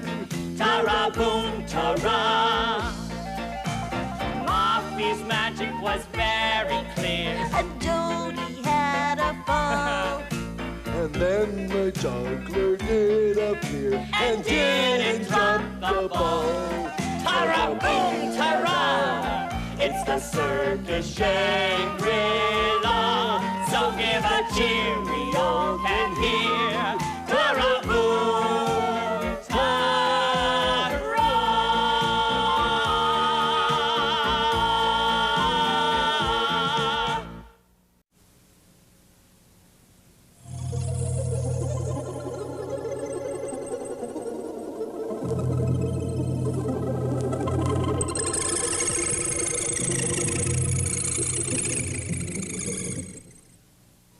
Hello, my name is Girl. Wait, I mean Boot. Boot, that's my name. Boot. Of course, you remember that from before, don't you? Last time we were talking about girls and boys. Well, today our show is about B-O-Y-S. You know what a B-O-Y is, right? That's a boy, and that's a boy, and that's another one. They're not as nice as Boots, but they're all right. If there are any boys out there right now, raise your hands. Right. Boy, that was easy. Here's a hard one. What's a R-O-O-M? I'll give you a hint. You're in one right now. Can you guess? It's not a school. It's achoo. Bless me. Where was I? Oh, yes, in a room. Oh, no. I just gave it away. R-O-O-M. Room. And this is the Room Show. No, it's not. It's Read Along. Oh, yes, that's right. I always forget. Welcome to Read Along. Put yourself in a book, enjoy the story inside. Read along with us and read along and ride, ride, ride. 'Cause reading is a lot of fun and easy too. So join us here at Read Along. You and you and you and you and you. Well, back again. What would you like to do next? How about...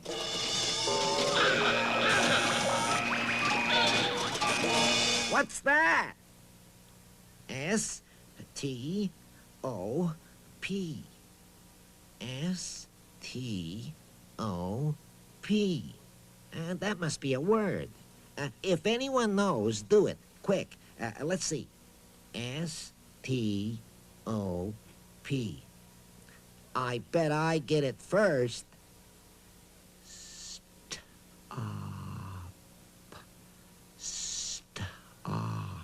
Stop! That's it! Stop!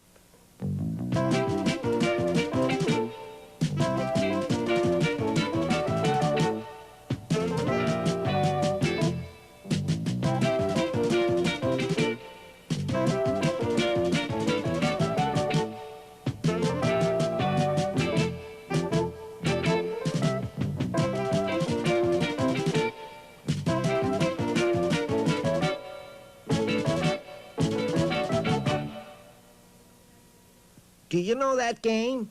Every time you hear or see the word stop and the bell rings, you have to stop everything and freeze right where you are. And don't move, get it? Stop. Okay, unstop. But be ready.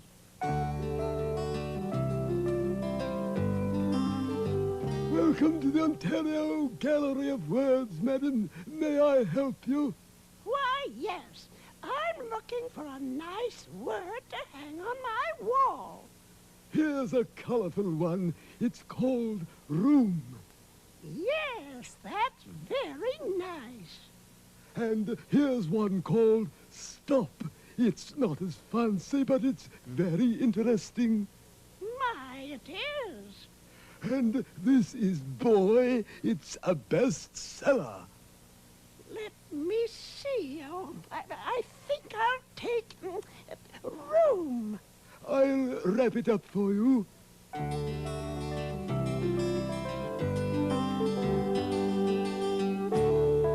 There. That's just what this wall needs.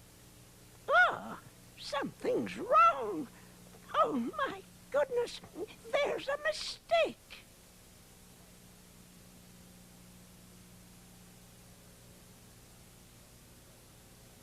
Hello, hello, hello, hello, hello. Is this the word gallery? You gave me the wrong word. That's not. It's. Oh, you mean. Oh, I see. Oh, dear. Oh, I'm so embarrassed. Hey, you know what? If I can get the combination of this safe right, I can open the door and get what's inside. All I have to do is figure out these 3 letters. Let's see. I know. Y-O-B.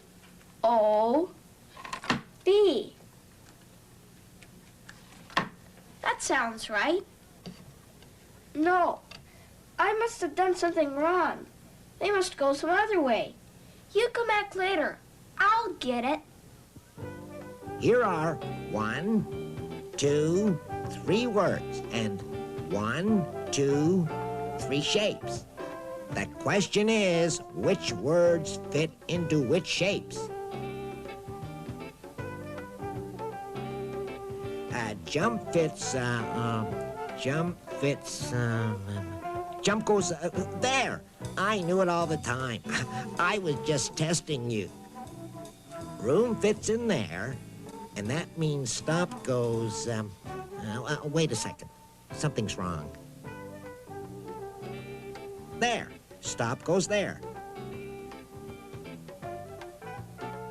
So room must go there. No, jump stays there. There's room. Got that? Stop, jump, room. I told you I'd get it first.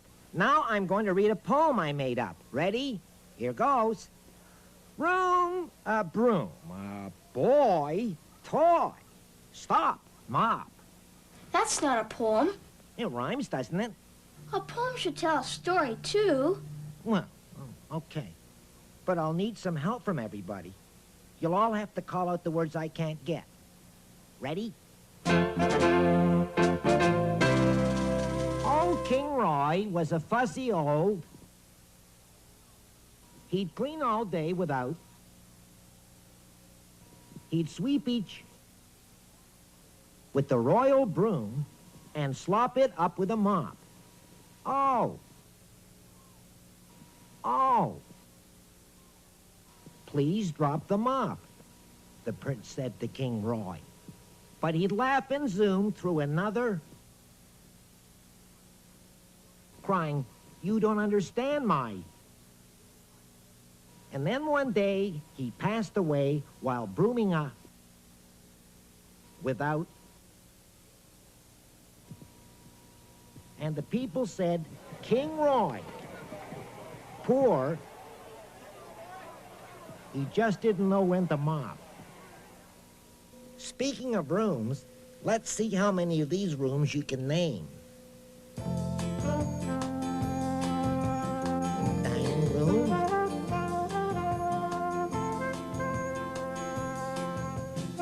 Living room.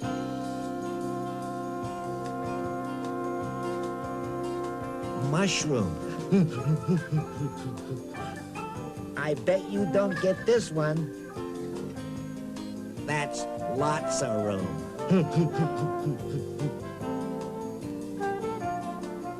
I'll get it this time for sure. B-O-Y. Say, that's a word. That spells boy. That has to be it. Yippee, I'm getting the prize. Stop. Okay, I'm stopped.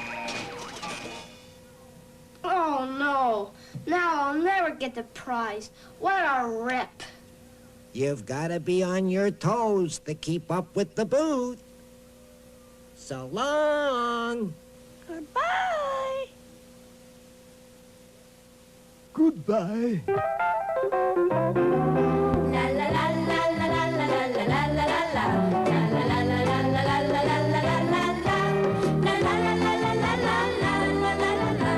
La la la la la la la la. Read all about it. Discover all the news. Read all about it. Track down all the clues. With interesting people, there's a mystery to be solved. An adventure is unfolding, so why not get involved? Come on and read all about it.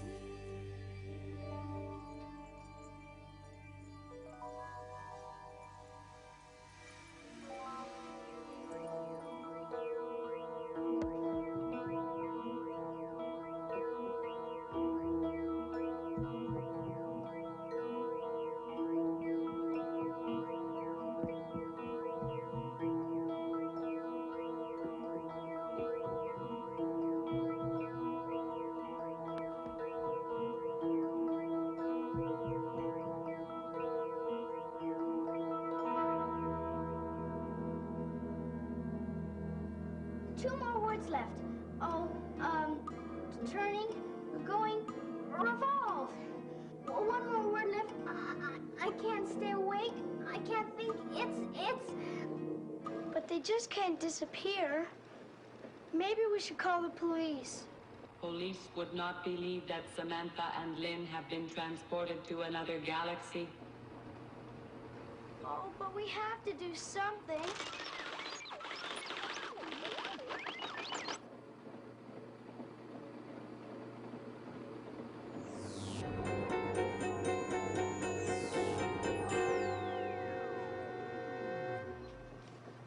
Lynn, Sam, hey, we're back. Are you all right, Sam?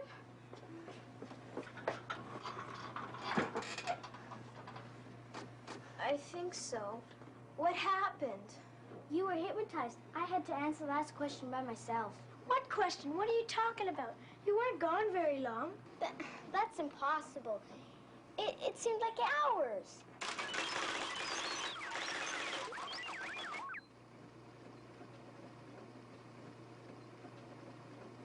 Time warp? You mean time passes at a different rate on Telefrancais?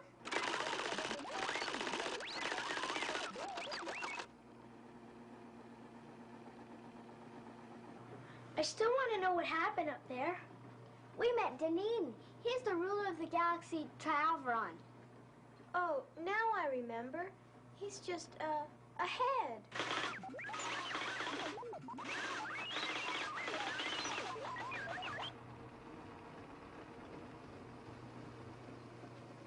I know, Otto. I mean, he is a head, and that's all. He doesn't have a body. All you can see is his face and head. Otto and Theta told me about Dunedin. My uncle built this transporter here in the coach house. He and Dunedin became friends. Some friend. He tricked us into the problem pit, and we had to answer all his questions. And then I was hypnotized. And Lynn had to answer the last question alone. Now I remember.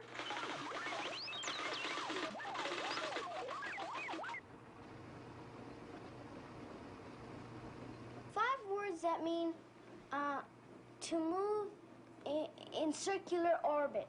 I understand words like turn and spin. And whirl, that's an easy one. I didn't think so. And revolve, that's another one. But what can that last one be? It's rotate. I got it in only at the last moment. And the minute I said it, there was a yellow glow, and suddenly we were back here. I'll bet Dunedin's upset because we escaped. The transporter! Take cover, move away from the light.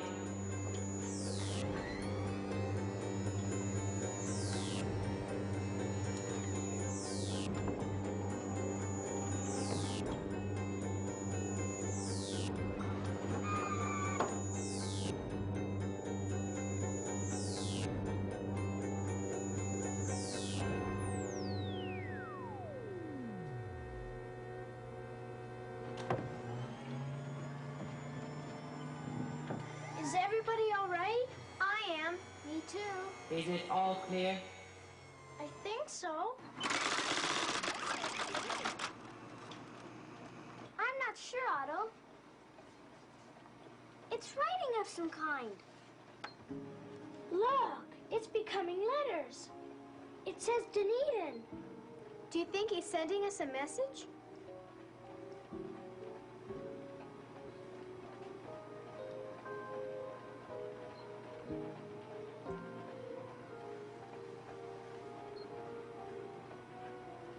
What's intentional mean?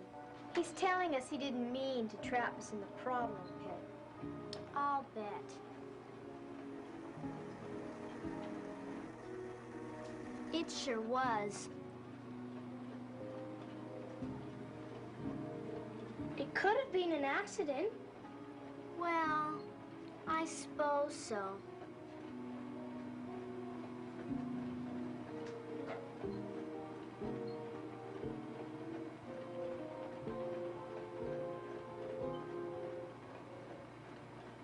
don't understand. Why shouldn't we mention his name? Because he thinks people might be frightened to find out that there are other inhabited galaxies in space. But the letter doesn't mention anything about space. It just says, do not talk openly about my name. Chris is right. The name Deneen shouldn't mean anything to anybody else unless there are other people in Herbertville who know about Deneen. Maybe he's involved in the conspiracy.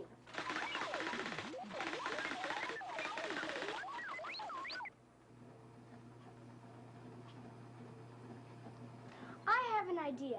Let's write a story about Dunedin and what happened to us up in Trialvaron. No one would believe it. We could write it like a fiction adventure story. You mean pretend it's something we made up? Yeah. That way we can get Dunedin's name in the paper, and if anybody recognizes it, they'll probably get in touch with us. That could be dangerous. But we have to do something. Okay, I'll write it and then you can type it. Oh no, it's transferred again.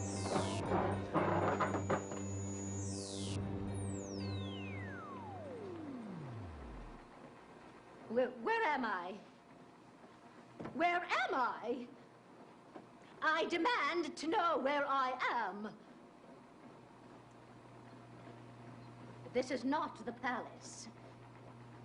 You there, young man, present yourself immediately or I'll have you beheaded.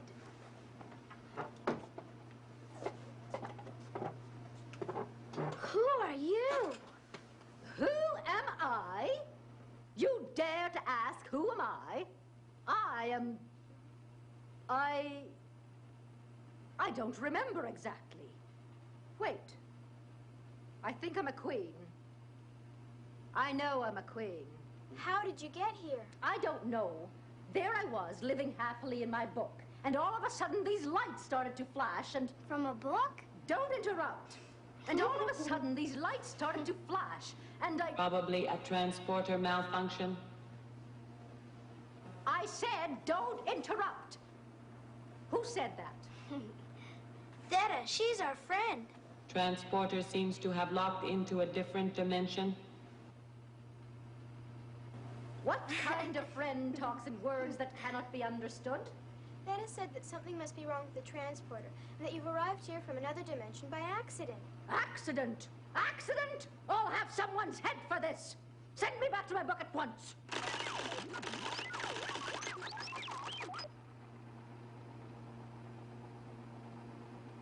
Another strange friend, I suppose. Yes, that's Otto. He wants to know... I can read, young lady. Tell your friend that my book is... Oh, my goodness, I've forgotten which book I belong to. All this traveling about has jarred the royal memory. I order you to find my book for me at once. Why do you want to get back? If I don't get back, I shall grow old. In my book, I will remain the same age forever. Besides, I hate strange places. And in my land, they listen to me. So find out what book I'm from, or I'll have you executed on the spot. Well, what are we going to do? Find her book for her, I guess. I'll bet if we ask her the right questions, we can find out who she is. What shall we ask her? We'll ask her about her author. I will keep notes. Whether she's real or fictional. We should listen carefully to how she speaks. What she says and how she says it is important. And her clothing should tell us when her story took place. Good point. Okay, so our clues are author, whether she's real or fictional, dialogue. That's the way she speaks. Yeah, and finally, there's her clothing. Okay, right. Excuse us, Queen. Don't be impudent. Call me Your Majesty. Yes, Your Majesty. Do you approve of the way your author has, created you? Don't be silly, you ninny. Of course I do. He made me a queen, didn't he? I can behead a person at a moment's notice. Are you Queen Victoria? Obviously not, you beggar. Real queens are so dreary. So you must be fictional. Yes, I think I'm from a fantasy. I'll bet she's a wicked queen.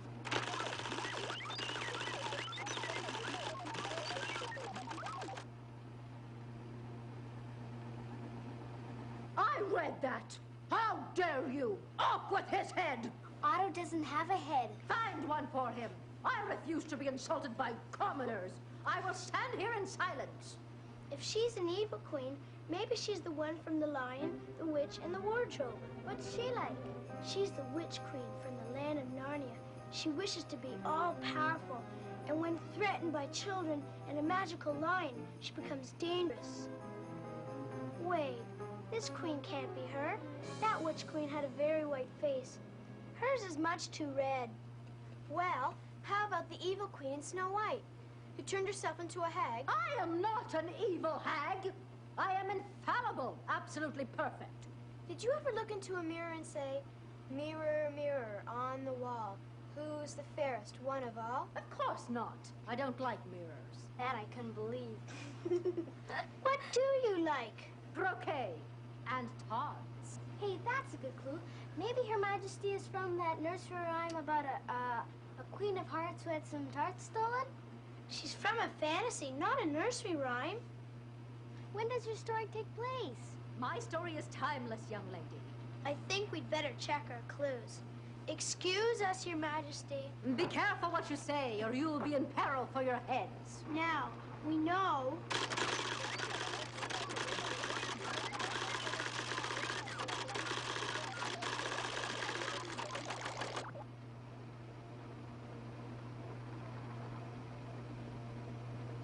We need more clues. What's this croquet bit? Croquet is a game played with a ball and mallet.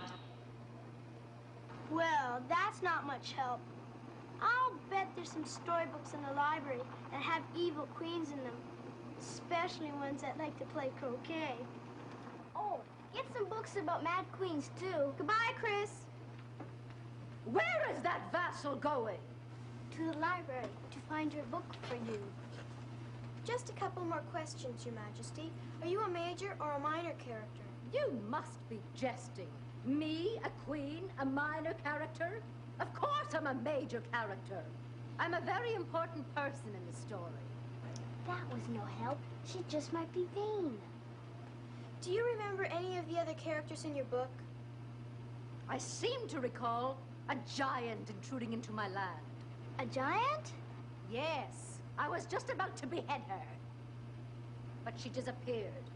Oh, a female giant. Yes. Just about your size. I think I know who you are. So do I. Well, who am I?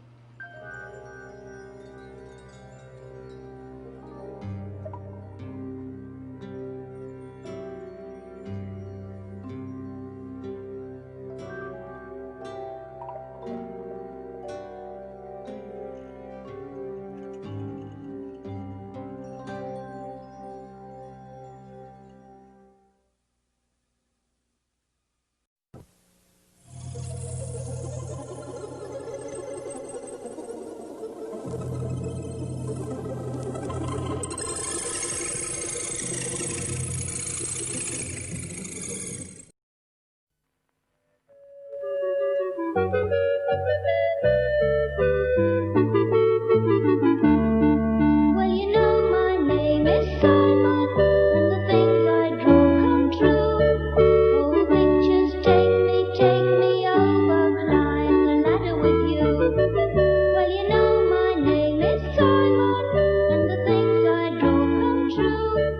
Oh, pictures take me over. Simon loved to draw.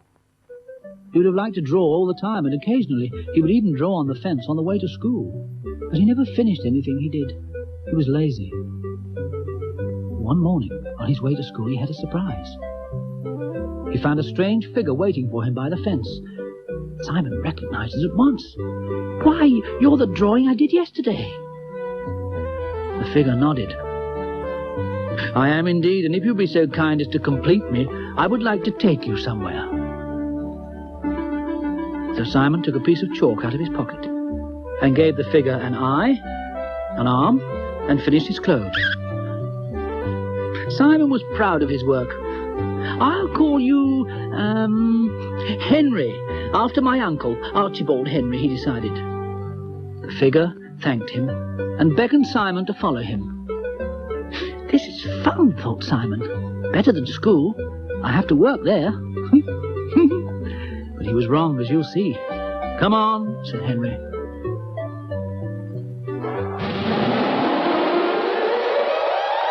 This is the land of chalk drawings, Simon's strange companion informed him. Simon gazed about him. It's beautiful, but why does everyone look so unhappy? Henry looked mysterious. You'll see.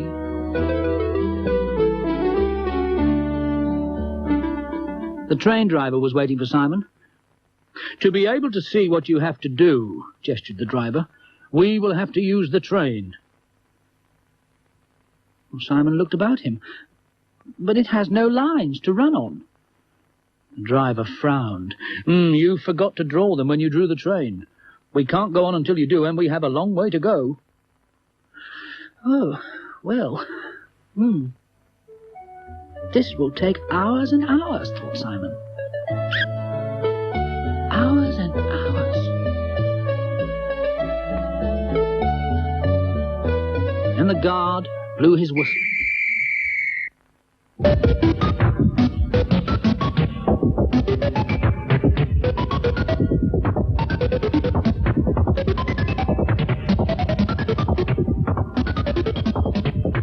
Standing by the track, a little way along, was a group of melancholy animals.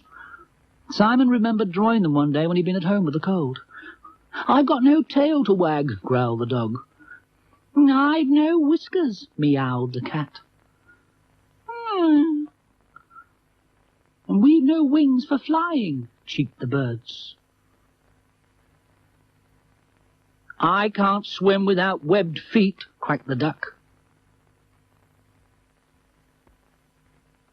And where are my giant floppy ears, trumpeted the elephant. Well, Simon felt so ashamed. He set to work immediately to finish all those drawings.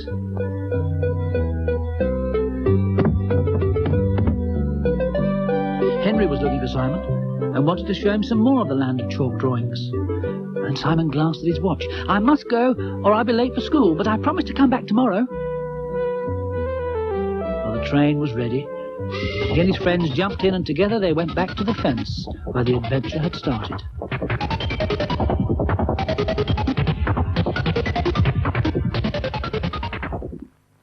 Simon waved as he left them. I'll come back tomorrow, and I've learned never to leave a drawing unfinished again. He walked on to school, happily thinking of his new adventures.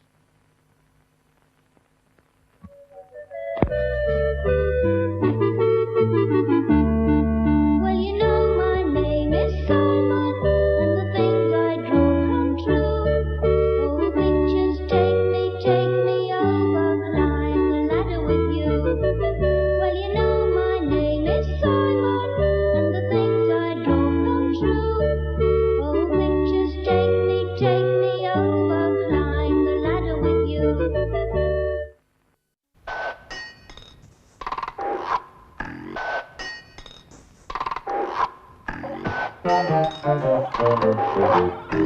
Dr. Snuggles, friend of the animal world. Dr. Snuggles, dreaming of better tomorrow. Dr. Snuggles, you better stop working today. Dr. Snuggles, flying away to the stars. Dr. Snuggles, finding a path to the rainbow. Dr. Snuggles, build us a clever machine.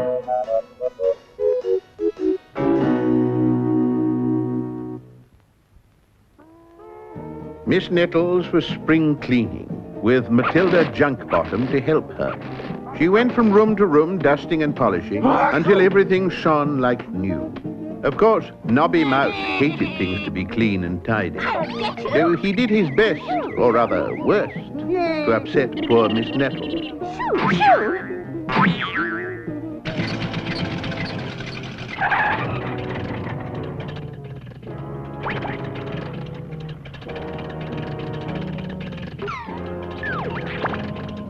I'm looking for the house of Dr. Snuggles. Just keep going. That way, you'll come to it. Gracias, senor.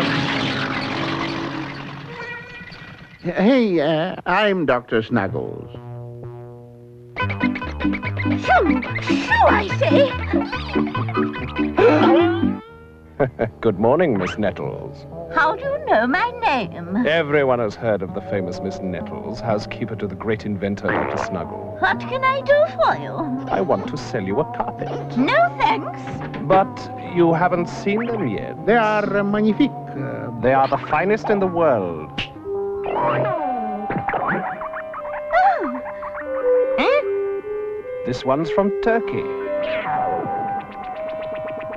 And this from India. And finally, one from China. But I don't want a carpet. Perhaps something smaller. From Spain.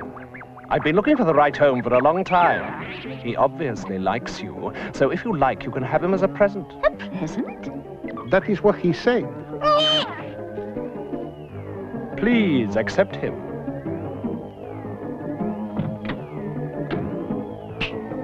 Auf Wiedersehen. Atulu.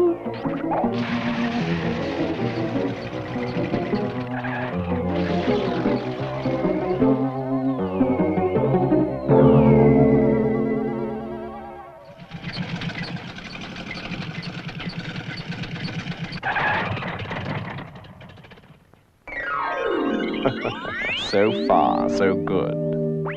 You are a genius, Professor Emerald. A genius. Helio Toto Gabalus.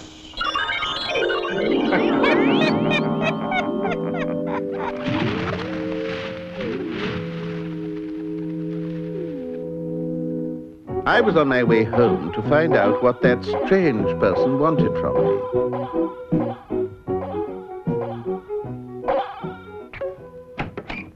Are your shoes clean? A new carpet? A present? Good gracious. Get off! Get off! Oh,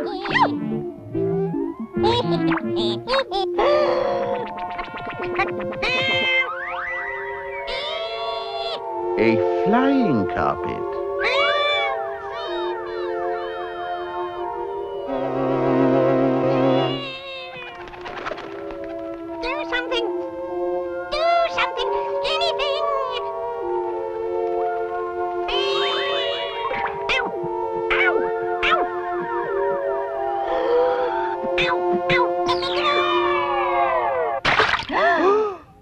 I simply had to try it myself.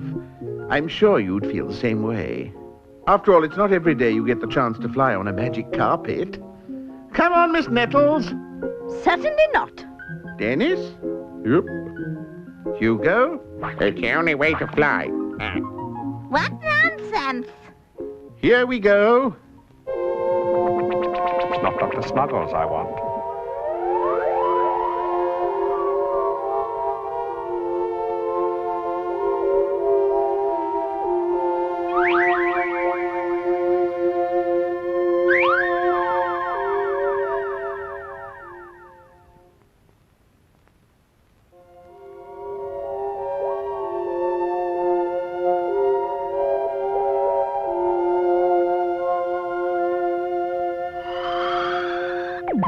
Your soup's getting cold.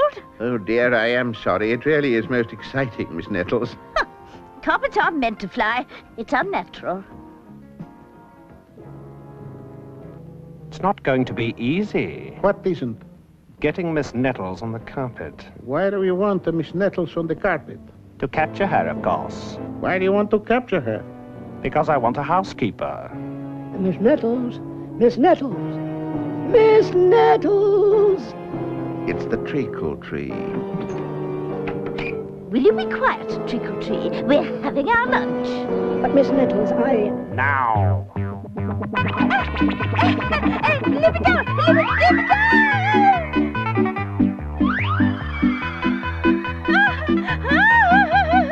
Bring back Miss Nettles, at once. We've got her. Congratulations, Professor. Put me down!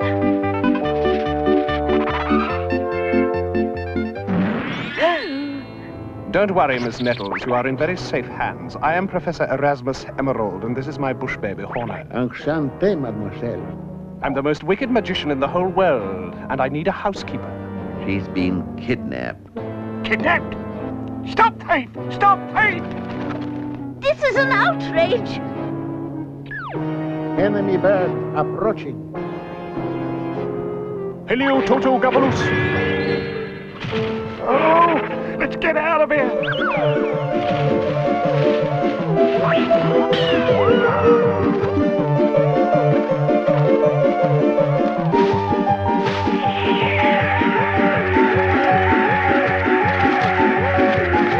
I'm not chicken!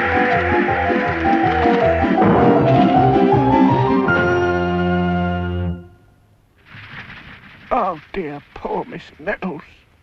Perhaps the multi-whereabout machine might help me find Miss Nettles.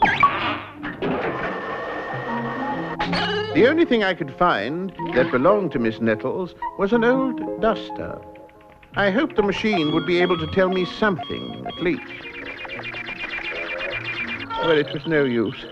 Either the multi-whereabouts machine needed mending, or else Professor Emerald had taken Miss Nettles so far away he was out of range. Cheer up, Doctor. We'll get her back.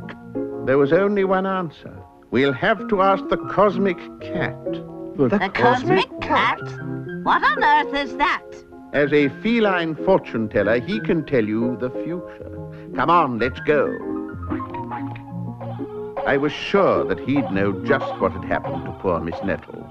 The Cosmic Cat lives with Granny Toots, one of my oldest and dearest friends. She lives in this house, which is actually built into the side of the great beech tree, and she is surrounded by black cats and white cats, ginger cats and tabby cats and tortoiseshell cats and Persian cats and Siamese cats. When they are sick, she nurses them. She's even turned her greenhouse into a hospital. Where was I? Oh, yes, the Cosmic Cat. Now, how did he come to be there? One night, when Granny Toots and I were chatting about this and that, you know, like old friends do, there was an awful crash outside.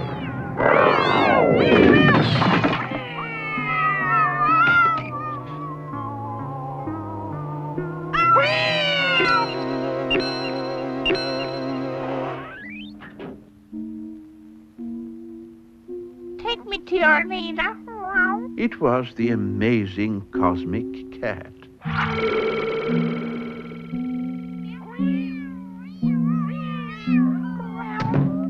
You are Dr. Snuggles, and you are Granny Toots. He knows all about us. So you see, if anyone could tell me where that wicked Professor Emerald had taken Miss Nettles, it was the amazing Cosmic Cat.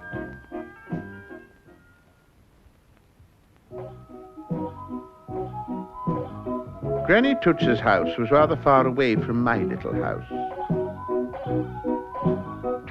Good afternoon, Granny. I knew you were coming. You knew? How did you know? The Cosmic Cat told me.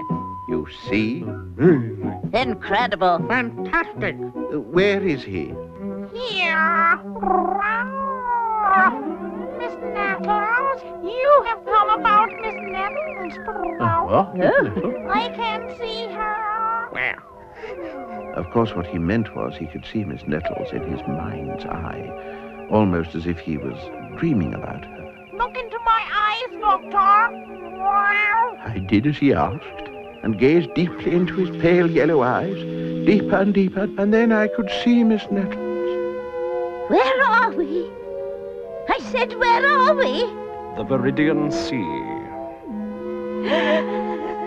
Seaweed Castle ahead.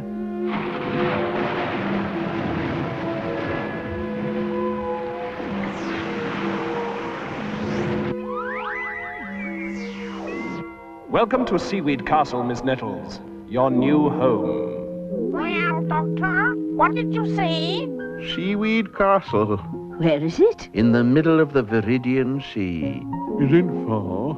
How would I find Seaweed Castle and rescue poor Miss Nettles from Professor Emerald? We'll need a boat. And a map. We'll need all kinds of things. You'd better get started. Granny Toots was right. There was so much to do, and sitting around was not the way to do it. So off we went to Rickety Rick. Open up, Rick. The mice were eager to help. We're going to build a boat. Dennis got the badger graph ready.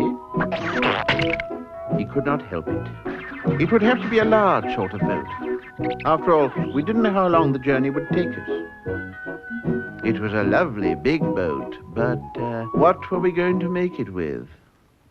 To build a big boat would need such a lot of wood. And I couldn't chop down any of my tree friends, even for Miss Nettles. Morning, Dr. Snuggles. What's the trouble? I've got to build a boat. Build a boat? There's no need to build a boat. Eh? You've got a boat already. Rick! Excuse me, Rick. Could you turn yourself into a boat? Of course I could, with a bit of help. Splendid. Outside, everyone. Rick's going to turn himself into a boat.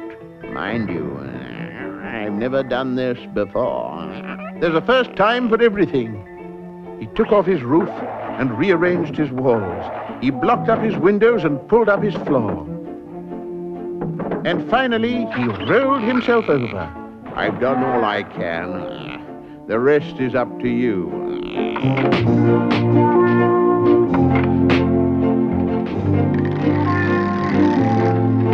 Okay, all the way.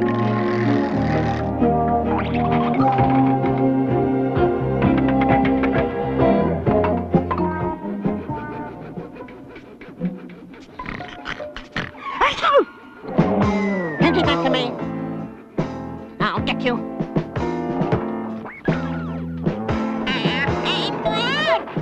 Now you've had it.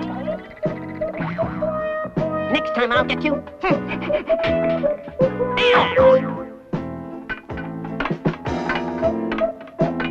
Hello, Matilda.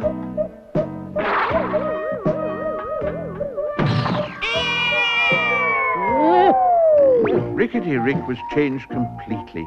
We had turned him into the good ship Rickety Rick, and with his help we would find Miss Nettles. What about sails? We won't need them. Rickety Rick will row all by himself. How would we launch Rick? We were a long way from the sea. Oh, never mind. I would solve that problem after a good night's sleep.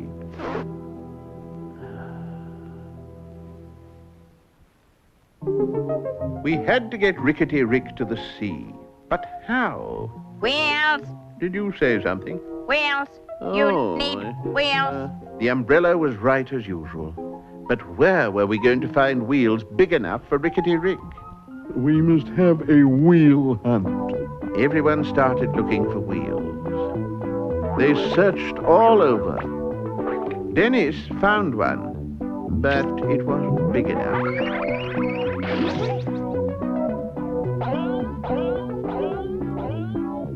Here. Right there. Aren't you that Dr. Snuggles? Why, yes, my friend, I'm Snuggles. What can I do for you? Nothing. Nobody cares what happens to me. Everybody left this place and left everything behind, including me. He was terribly thin. Most of his stuffing had come out and been blown away by the wind. You see, there's not much of me left. There was a haystack in the corner of the field. So I hopped over to get some fresh stuffing for him.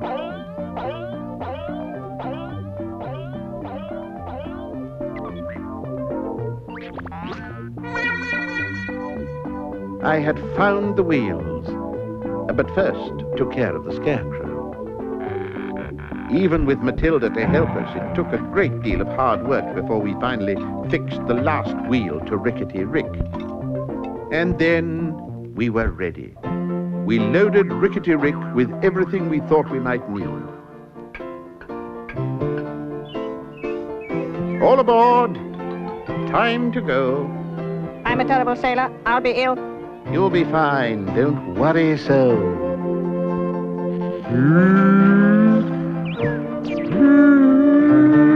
Look out!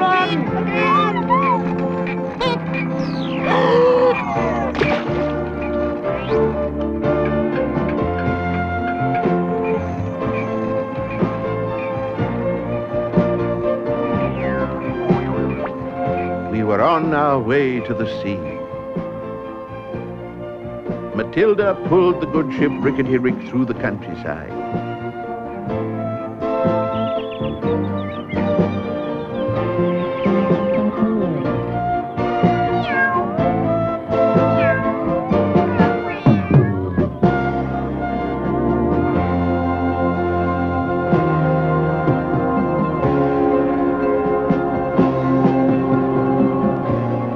Everyone cheered us on our way and wished us luck and a safe voyage.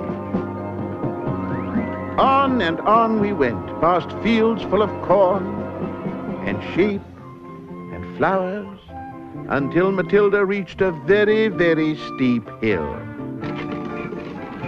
A lighthouse. It could mean only one thing. We had nearly reached the sea.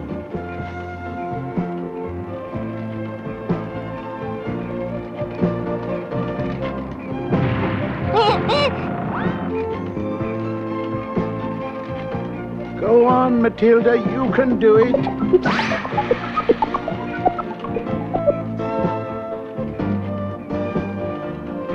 Sea ahoy!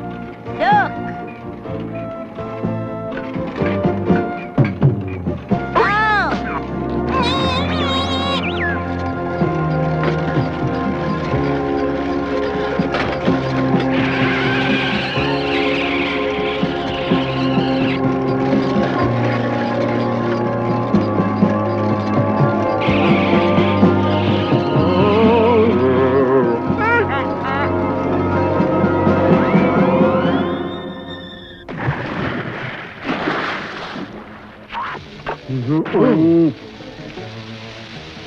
It's working. That'll teach you to be naughty. Jump, Matilda! Jump! Jump!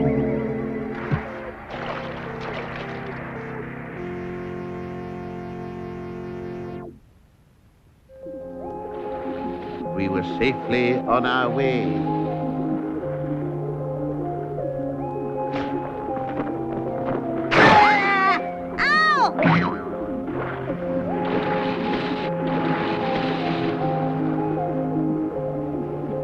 The next day, the wind dropped and we lay upon the water as still as a leaf on a lily pond. Rickety was exhausted. Dennis whistled for a wind, but as we didn't have a sail anymore, a wind wouldn't have helped.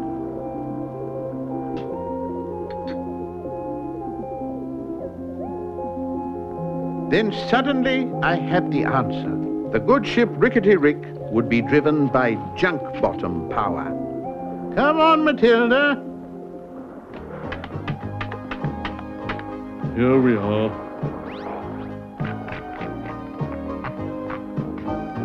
Paddle, Matilda, paddle. Come on, you motorized dustbin, paddle. Like this. No, with your legs, Matilda, with your legs, dear.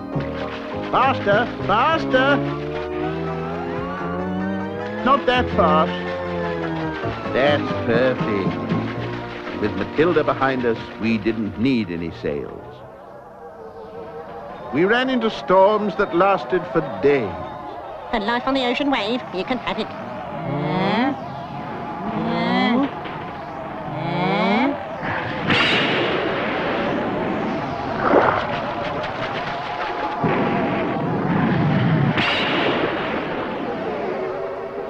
And then, one morning, I began to notice something was different.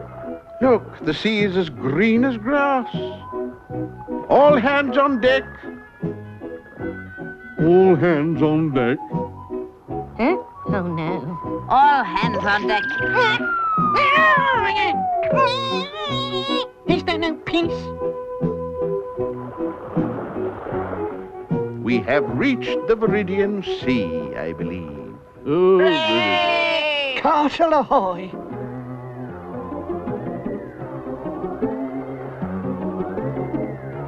Hugo steered Rickety Rick carefully through the Viridian Sea. And suddenly, there it was, Seaweed Castle, rising out of the sea like a nasty dream.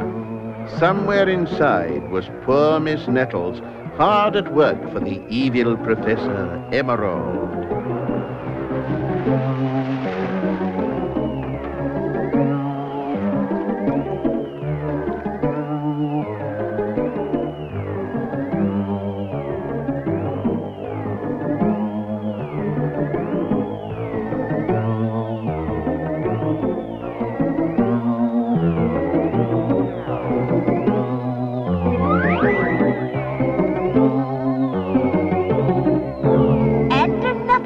You were late for breakfast this morning. Look at your shoes. They're a disgrace. And when did you clean your teeth? You can't remember, can you? You're the dirtiest, most untidy man. Dr. Snuggles. Miss Nettles, we have come to rescue you. Oh, yes. Please rescue her. I'll give you anything if you'll just rescue her. She's making my life so miserable. I have to eat carrots. Well, I hate carrots. I have to be tidy and wipe my feet when I come into the castle. Please, please rescue her, Dr. Snuggles. Miss Nettles had been more than a match for Professor Emerald, and he was grateful to us for arriving when we did.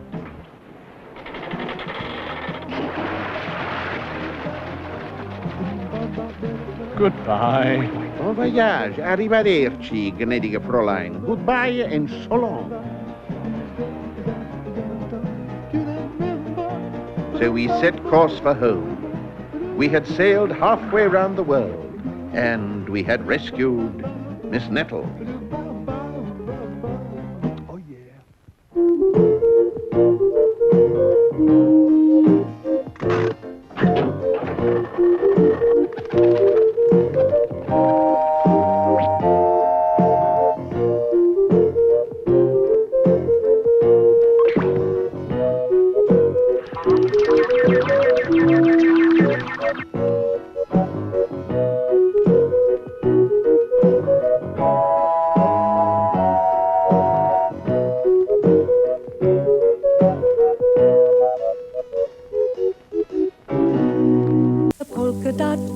Children never tire of that theme music from one of TVOntario's most popular children's programs, The Polka Dot Door.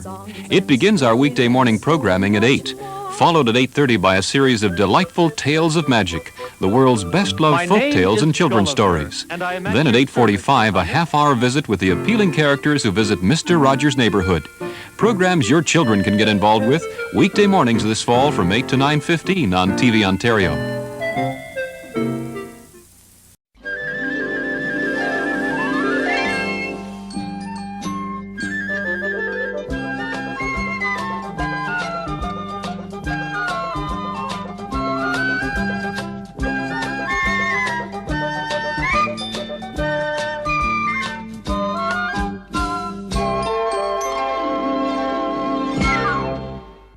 Now, one of the nicest of all the small people who live in Doyley Woods is the Moog. Not the brightest of animals, perhaps, but a heart of gold. It is thought that he might be some kind of dog, but no one is quite sure. I think I am a doggy. Now, that is something he must never do.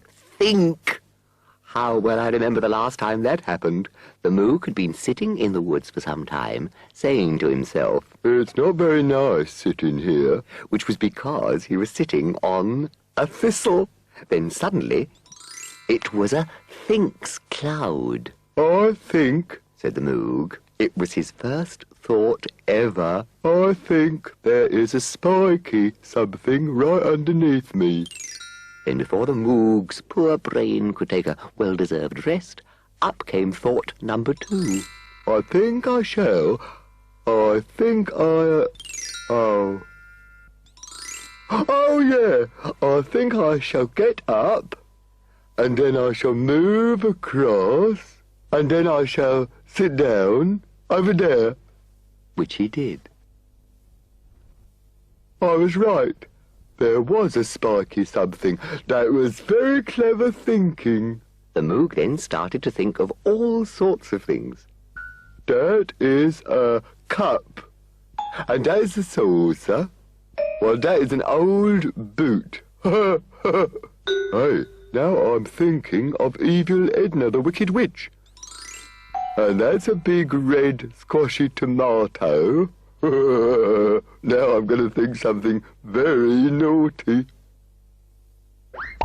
Oh, oh, that was very funny. Oh, oh, oh, oh, oh. Hello, Edna. I was just thinking about you. Ha!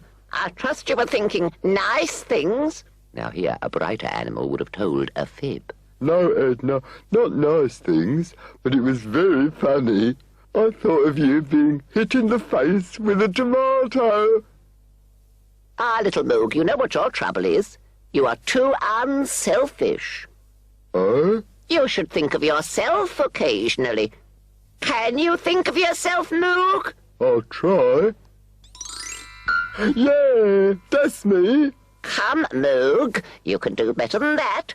Think hard, really hard. Now I've got you, you malicious mongrel, trapped inside your own Thinks cloud. And the place for a Thinks cloud is up in the sky with all the other clouds. Quick, Mavis, look up into the sky. Gasped Arthur the caterpillar to Mavis Cruet. Oh, Arthur, it's the little Moog. Yeah, and he didn't get up there by accident, Maeve. That's the work of evil Edna. The Moog's up there forever. Mavis, wave the old magic wand and make a rain spell. How can a spell of rain help the poor Moog, Arthur? Oh, all right.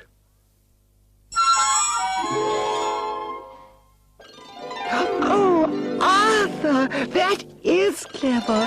The clouds drop all their rain and then vanish. Clouds is like that, Maeve. Oh, Arthur, it worked. The Moog is as free as a birdie. Pity he can't fly, Maeve. Hey, I think I'm on television. And they all cried, "Don't think, Moog!"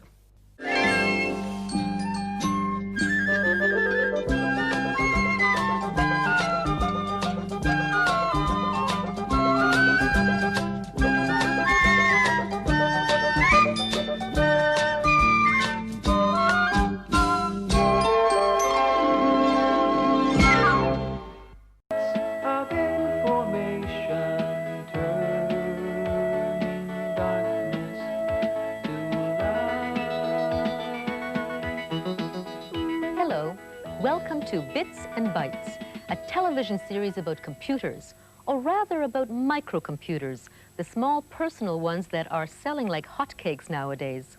I'm Luba Goy, and I'm going to be the presenter of the information about computers that's been prepared for us by the experts. And this is Billy Van, who's going to be himself, the average person who knows nothing about computers but wants to learn. Computers seem to have crept in everywhere, haven't they? Here are some familiar scenes.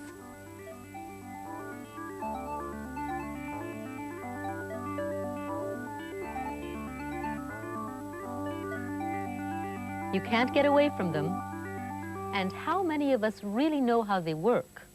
Well, the best way to find out is just go up to the first little computer you see and switch it on. Okay. I'll warn you now, I'm not very good at math. Well, who says computers have anything to do with math? Yeah, but to compute means to do math, doesn't it? I mean, if it has nothing to do with math, why do we call them computers? Because the first people to use them happen to be mathematicians, but you can use them for anything you like. It's just that we're stuck with the name computer. Oh, okay. Well, I guess I better turn it on.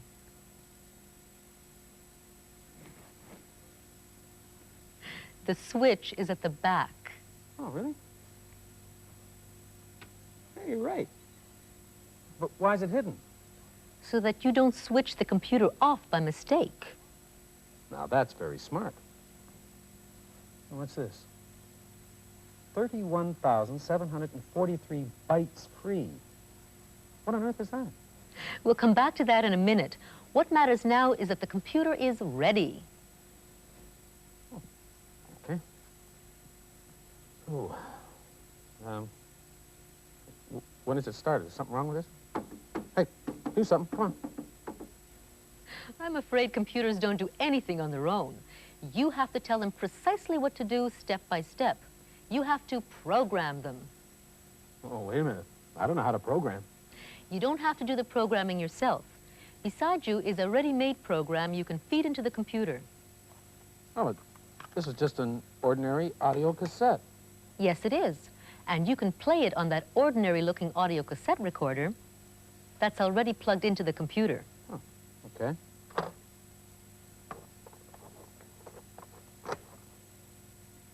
So, do I press play? Not yet. First, you have to tell the computer to copy the program that's on the cassette into its own storage area or memory. Well, how do I do that? Just type load, L-O-A-D. Oh. You've now finished your message, so you need to say over to you to the computer by pressing the return key. On other computers, you'll see a key marked enter, and that also means over to you. Oh, here it is. Return means over to you. Oh, and it says press play on tape 1. Okay. May I? Go ahead. You'll have to wait now while the computer searches through the cassette for the first program.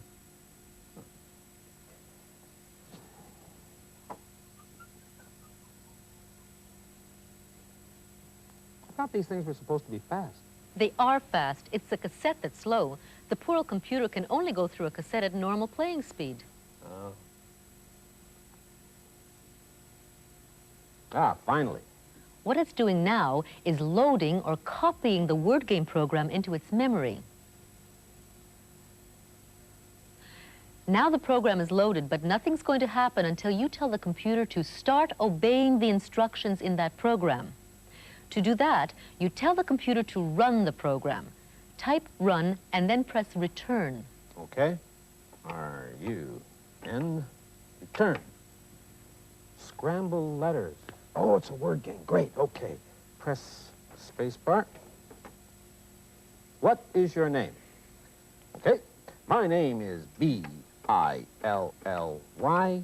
Billy. Good luck, Billy. They're really friendly, aren't they? Okay, what's my first word? It is C-O-L-H-O-S. School, school.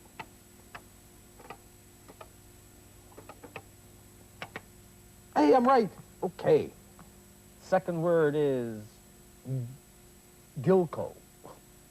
G-I-L. Logic. It's logic. L-O-G-I. Wait a minute. I'm going to spell this wrong. I want to see what the computer does. No, Billy, I'm afraid that's not it. Well, I quite agree with you. It should be L-O-G-I. Where's the C? I got to take up typing, too. There. Right.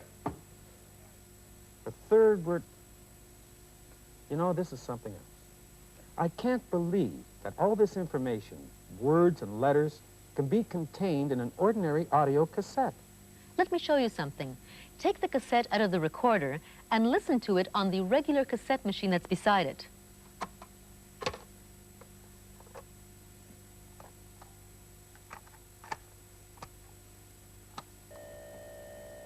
Ooh, wait a minute.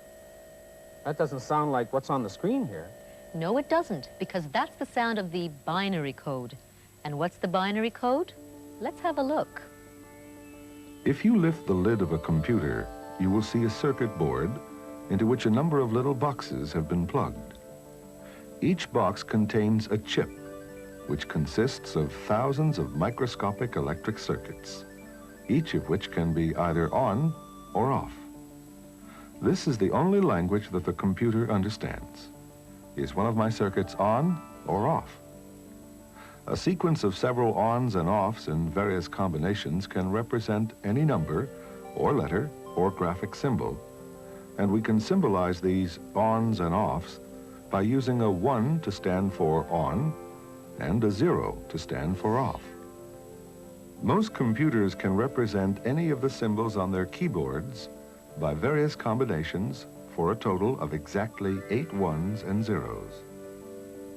Since this language or code is based on 2 digits, 1 or 0, just as a bicycle is based on 2 wheels, or a biplane is based on 2 pairs of wings, It is called the binary code, from the Latin word binarius, meaning two together.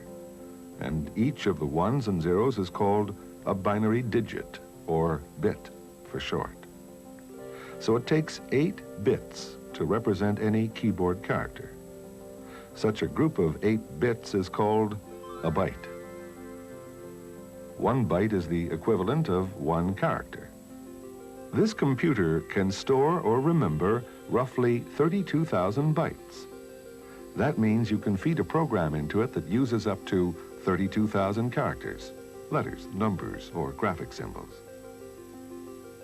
Just as a kilometer is 1,000 meters and a kilogram is 1,000 grams, so is a kilobyte roughly 1,000 bytes.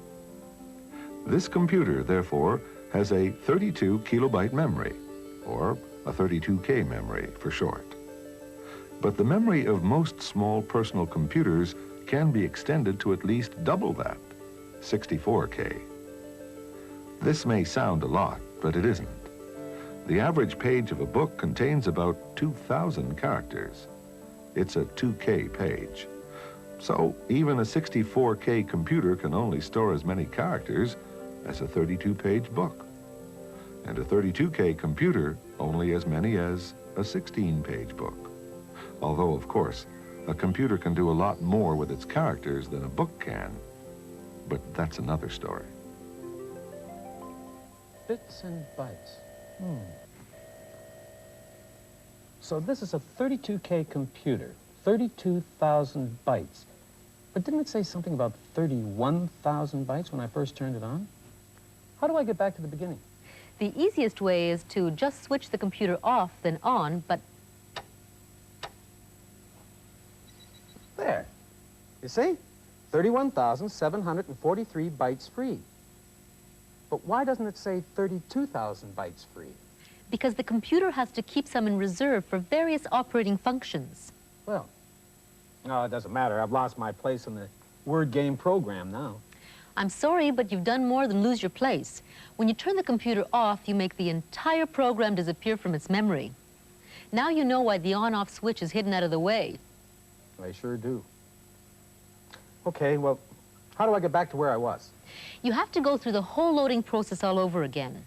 Rewind the cassette, type load, then hit return. Then press play on the cassette recorder, then you type run and hit return. Oh, isn't there a quicker way? Yes, there is.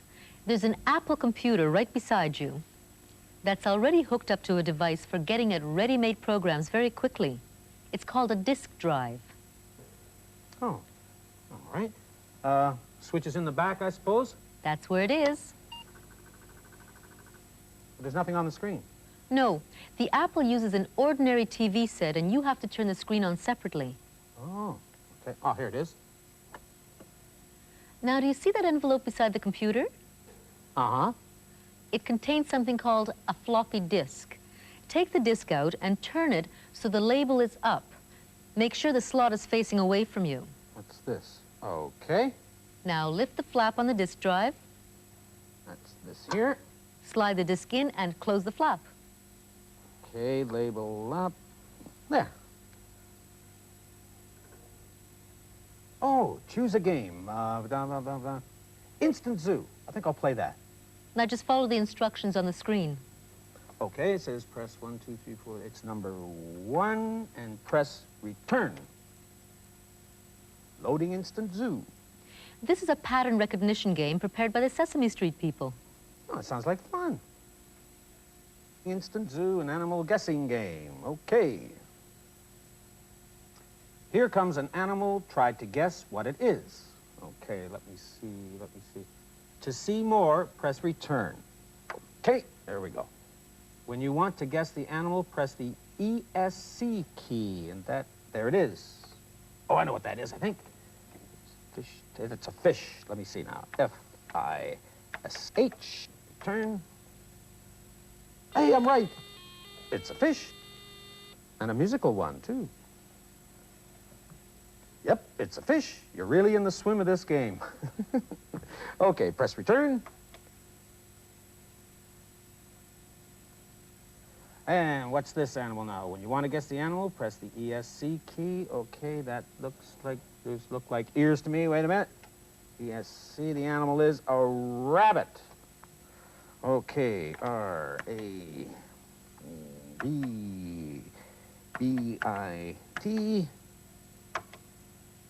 Hey, I'm right, it is a rabbit.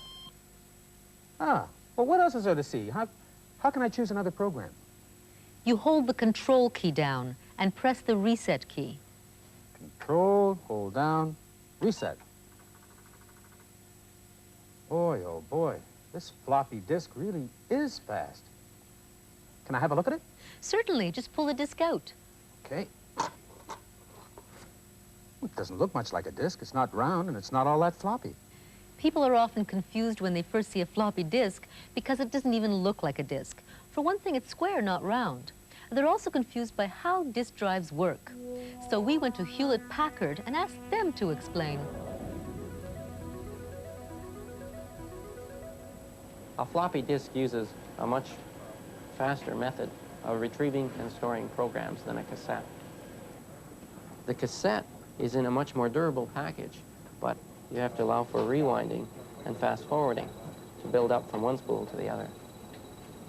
The floppy disk is more fragile than a cassette, since the actual media is more readily exposed to the user and can come in contact with the hands and fingerprints that could cause problems. But if kept proper care of, it's a much faster and more reliable method. Inside the jacket, you'll find that there is actually a round floppy disk. It is very much like a flat circular audio tape. The material is very similar to that in a cassette tape, iron oxide metallic particles. However, the plastic is much thicker in this case, and there is a lubrication film applied.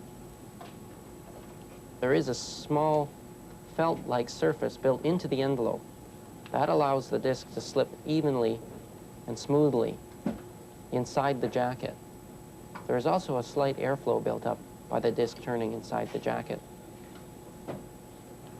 The disc itself has no physical grooves or lines on the surface. The disc is actually broken up into tracks, round tracks. The head steps in to each of those tracks and reads the information on them. The computer sets up a directory on the outermost track of the disc. The directory tells the computer exactly where on the disc a program would lie. This is the actual read-write head. There is the electromagnet that does the reading and the writing on the surface. As we load the disc into the drive, close the door, the head comes in contact with the disc. Now, as the disc spins, the head will move across the surface of the disc. The magnetic head itself changes the polarity of the magnetic particles on the surface of the disc, the iron oxide particles. This south-north change in magnetic polarity allows the disk drive to store the information in a form of ones and zeros on the disk. The reason that the floppy disk is so much faster than a cassette is simply that you can access the entire surface of the disk with the head. At this point, we have all the advantages of a record. We can start at the beginning, and we can go directly to the end if we like. The floppy disk is just the smallest in a whole family of disks. This floppy disk is a 5 1/4 inch floppy. We also have the 8-inch floppy. The 5 1/4 inch floppy we'll see mostly in home computers and very, very small business computers. The 8-inch floppy disk is much faster and holds many times more data than the 5 1/4 inch floppy. The 8-inch floppy still is restricted to business computer applications. As far as hard disks go, this is a single platter, removable cartridge For a hard disk, the head never physically touches the surface of the disk. It's suspended by a very, very thin film of air. This disk can retrieve and access information at an incredible rate. A more advanced form of the hard disk is a multi-layer disk. In this particular disk pack, we have 5 platters that can be recorded and played back on each side of the disk, giving us 10 total surfaces to read and write on. This large 5-layer disk pack has the capacity to hold as much information as almost 500 of these floppy disks. Okay, so now I know how to load a ready-made program into a computer by means of disk or a cassette. Is it the same for all these computers? Yes, it is, with a few very minor variations. These are some of the most popular personal computers. You started off with a PET.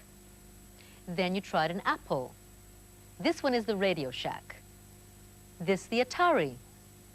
Behind you is the IBM personal computer. And over there is the Texas Instruments computer. And the Xerox computer. They all accept programs on either cassette or disc. And they all look like typewriters plugged into a TV set. Yes, they all have a keyboard and a screen. Sometimes the keyboard has a built-in TV set, but usually you plug it into a separate TV. And computers are getting smaller all the time. This isn't a calculator, it's a computer, the Radio Shack pocket computer with a tiny built-in screen. And this one here is the Sinclair. It's the smallest and cheapest computer so far that can be plugged into a full-size TV screen. It comes with a 1K of memory but can be expanded to 16K. These are real computers, and just like the bigger ones, they're all based on the binary code. You know, when I think about it, bits and bytes and the binary code and K and all of that stuff, it really wasn't all that hard. But come on, own up. When does the heavy math start? If you want math, you can get math. But computers don't necessarily have to be involved with mathematics. You can use them for anything you like. I don't know. There's something pretty involved going on in there. It's almost as if it had a mind of its own, you know? What's really going on? This is where we come down to the essence of the computer. If we could distill this mysterious substance, what would we see? We'd probably see ancient Greece and Aristotle, who was the first person to write down what he called the laws of thought, or what we call logic. Now, the essence of logic is that it divides everything in life into 2 categories. Is it this or that? Heads or tails? Good or bad? Black or white? It must be one or the other. There are no shades of gray in logic. True or false? Yes or no? On or off? Which is where the computer comes in, because its circuits must also be either on or off. The other important thing about logic is the logical argument itself, which goes something like this. All tall men are thin. Jim is a tall man, therefore Jim is thin. If the first 2 statements are true, we can be absolutely certain that the 3rd statement is true. On the other hand, if there are some tall men who are not thin, then we can't be sure that the 3rd statement is true. And in black and white logic, if we can't be sure that it's true, then it must be false. Which is where the computer comes in again, because this is precisely the sort of argument that an electrical circuit likes to deal with. If we imagine one of these circuits as being like this, with a power source, a battery, 2 switches, and a light bulb, then we can see that the electric current from the battery can only reach the light bulb and make it light up when both switches are on. If either switch goes off, the light goes out. Now, as far as the circuit is concerned, on or off can just as easily stand for true or false.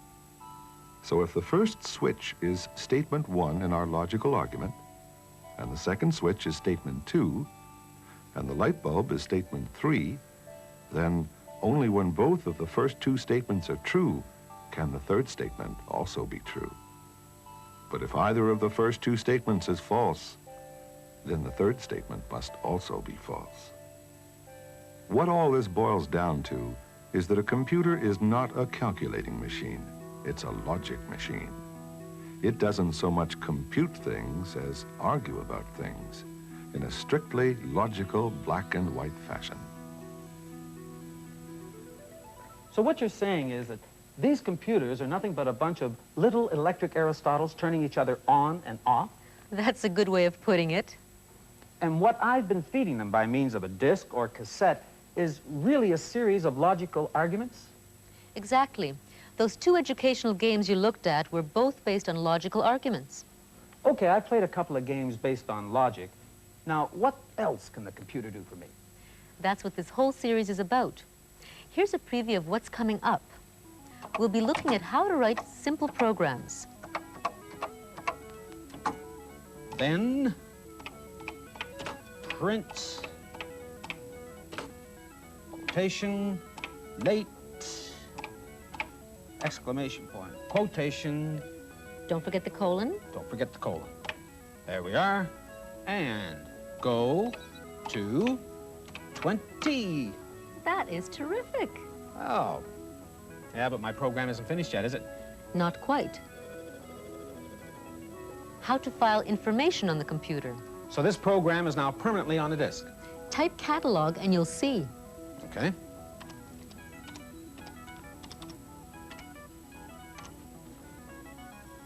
Ah, hey, that's terrific. You know, I could save all sorts of things on a disk. How to get computers to communicate with each other. Now your computer will be able to hear messages and speak into the telephone itself. And this is all coming from Willowdale, Ontario? How computer languages work. In the early days of computing, there was a language barrier between computers and humans because you had to use machine language if you wanted to talk to the computer, either in binary code or its exact English equivalent. This was very slow and laborious. We'll also investigate computer graphics.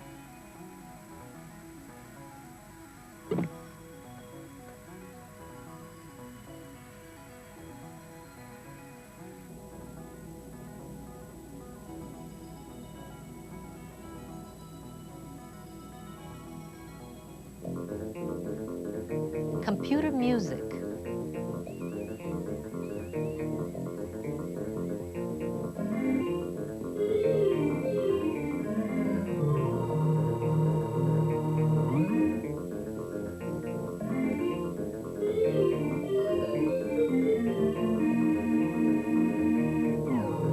Word processing. If I'm doing one thing such as text editing, and I realize, oh, I really can't finish this document because I forgot some information, I simply want to move to a different window on the screen, search for what I want, copy it, and paste it into the original document that I was working in. And video discs.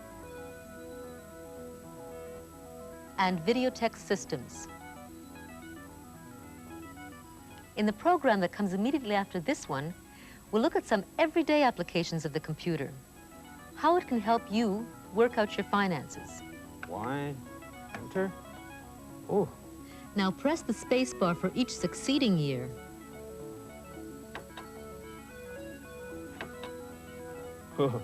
I definitely have to ask for that raise. And even help you learn French. Oui, Anne? Oui, Anne? This is fun. Où est Louis? Où est Louis? Can the computer understand me?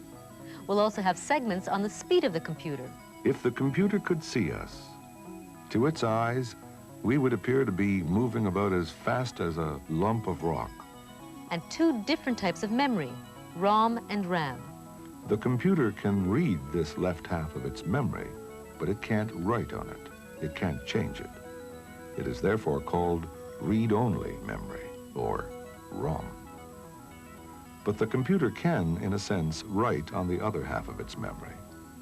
This half is called random access memory, or RAM. Until then, I'm Luba Goy for Bits and Bytes. And I'm Billy Van. Bye for now.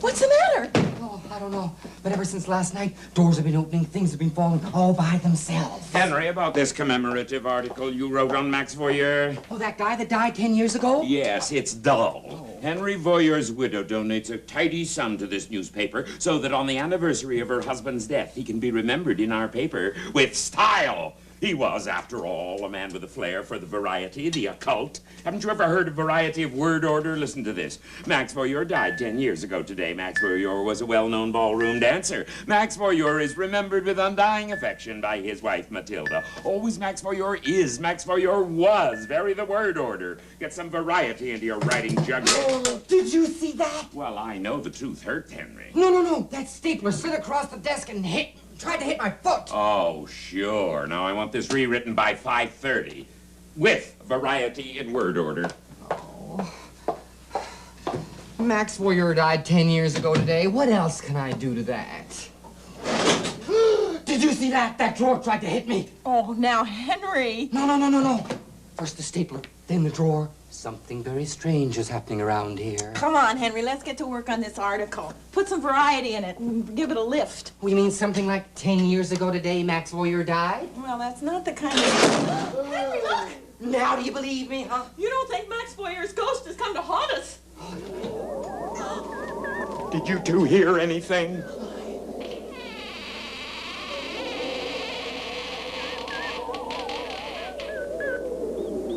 Max has disappeared.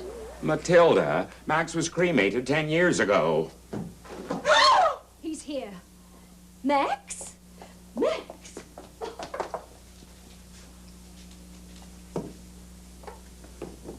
Oh. Max, Sherry. Henry Kent.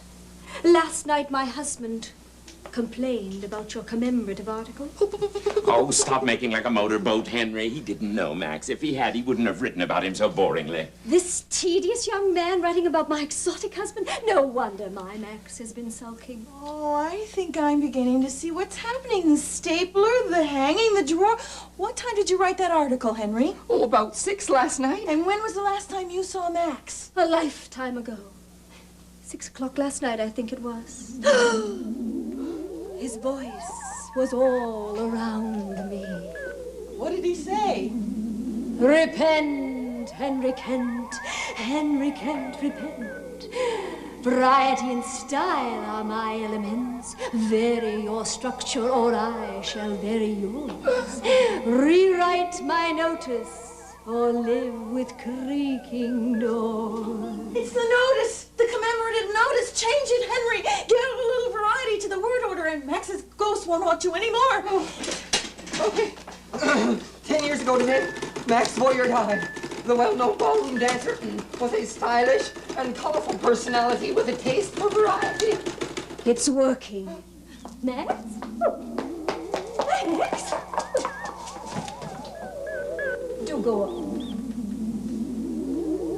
He wants a word with you. Oh, no. Yes, sir? Me? You want me to write your biography with a variety in the word order? Oh, no, I can't. I can. I'd be delighted.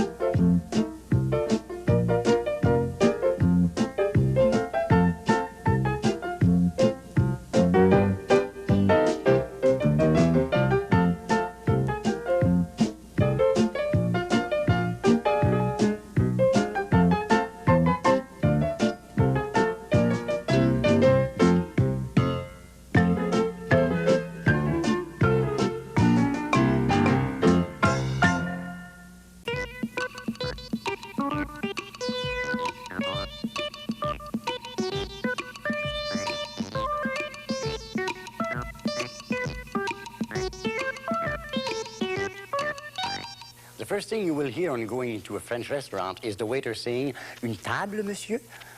Pour combien?" Or, "Pour combien de personnes?" If you are alone, you could say, "Je suis seul." Or you could say, "Une table pour une personne." If you have others with you, you would say, "Pour deux personnes, pour trois personnes," and so on. Now, the waiter, le garçon, will ask you to follow him. Suivez-moi. He'll show you to your table and say, "Sit down, asseyez-vous." Now, let's go into le restaurant.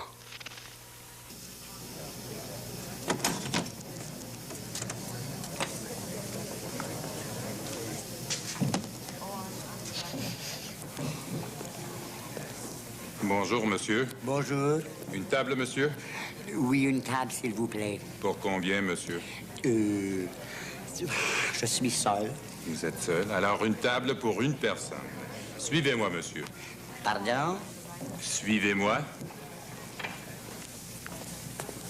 Voilà. Asseyez-vous. C'est pour moi? Oui, cette table est pour vous. Alors, asseyez-vous, s'il vous plaît. Moi, non. Mais vous voulez une table, oui ou non? Ah oui. Alors, la voici. C'est votre table. Asseyez-vous. Vraiment? Oui, asseyez-vous. Bon, d'accord.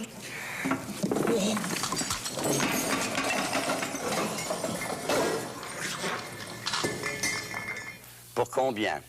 For how many? Je suis seul. I am alone. Suivez-moi. Follow me. Asseyez-vous.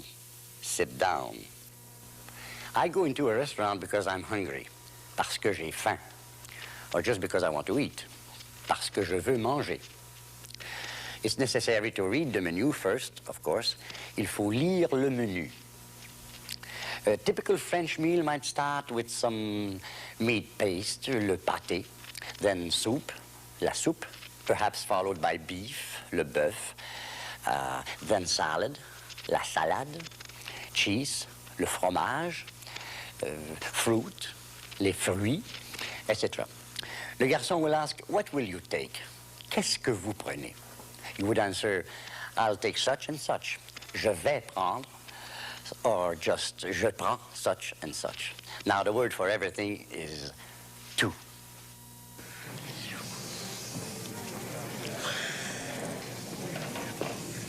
J'ai faim. Oui, monsieur, vous avez faim. Je veux manger. Oui, monsieur, qu'est-ce que vous voulez manger? Je ne sais pas. Qu'est-ce que vous avez à manger? Voilà. Qu'est-ce que c'est? C'est le menu. Mais qu'est-ce qu'il y a, monsieur? Je sais manger, mais je ne sais pas lire. Alors, je vais le lire pour vous. Pâté, soupe à l'oignon, bœuf bourguignon, quiche lorraine, salade, fromage, fruits et café. Alors, monsieur, qu'est-ce que vous prenez? Tout. Je prends tout. Ah bon? Tout? J'ai faim. I'm hungry. Je veux manger. I want to eat. Il faut lire le menu. It's necessary to read the menu. Je vais prendre. I will take. Do you want to know how much it's going to cost? Voulez-vous savoir combien ça va coûter? Le garçon will add up your check for you. That's why the check is called l'addition. The addition. Bread, le pain, usually doesn't cost anything. Ne coûte rien. You don't pay for the bread. Vous ne payez pas pour le pain. And you can eat as much of it as you like. Vous pouvez en manger autant que vous voulez. Now, a tip is un pourboire. Literally a foredrink, or drinking money. Un pourboire. Now, watch. Vous voulez savoir combien ça va coûter, tout ça? Hein? Vous voulez savoir l'addition? Ah oui, l'addition, c'est ça, oui. Ça va coûter, voyons, pâté, $2. Soupe à l'oignon, $2,50. Bœuf bourguignon, $7. Quiche lorraine, $3. Salade, $2. Fromage, $2.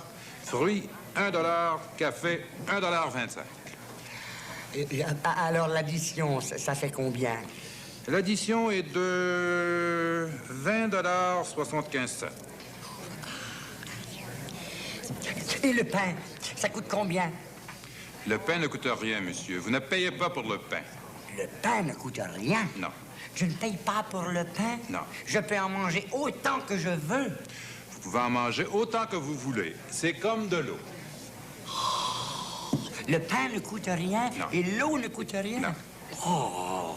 Mais qu'est-ce que vous faites? Je vais prendre seulement du pain et de l'eau. Et mon pourboire? Oh, le pourboire. Pauvre, pauvre monsieur.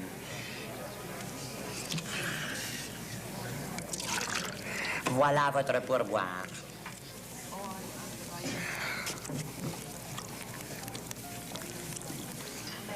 Combien ça va coûter? How much will it cost? L'addition, the check. Le pain ne coûte rien. The bread doesn't cost anything. Un pourboire, a tip. Now, here's the complete sketch again.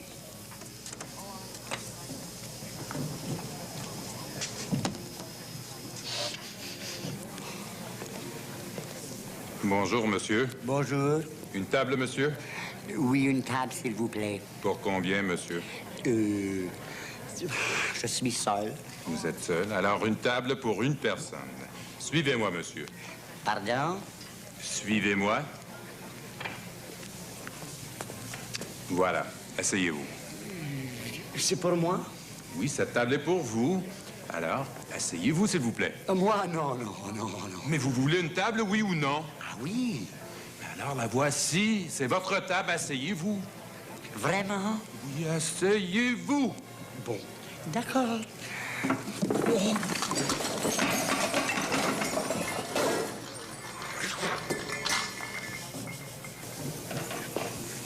J'ai faim. Oui, monsieur, vous avez faim. Je veux manger. Oui, monsieur, qu'est-ce que vous voulez manger? Je ne sais pas. Qu'est-ce que vous avez à manger? Voilà. Qu'est-ce que c'est? C'est le menu.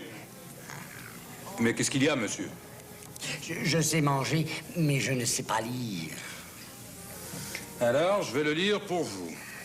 Pâté, soupe à l'oignon, bœuf bourguignon, quiche lorraine, salade, fromage, fruits et café. Alors, monsieur, qu'est-ce que vous prenez? Tout. Je prends tout. Ah bon? Tout? Vous voulez savoir combien ça va coûter, tout ça? Hein? Vous voulez savoir l'addition? Ah oui, l'addition, c'est ça, oui. Ça va coûter, voyons, pâté, $2. Soupe à l'oignon, $2,50. Bœuf bourguignon, $7. Quiche lorraine, $3. Salade, $2. Fromage, $2. Fruits, $1. Café, $1,25.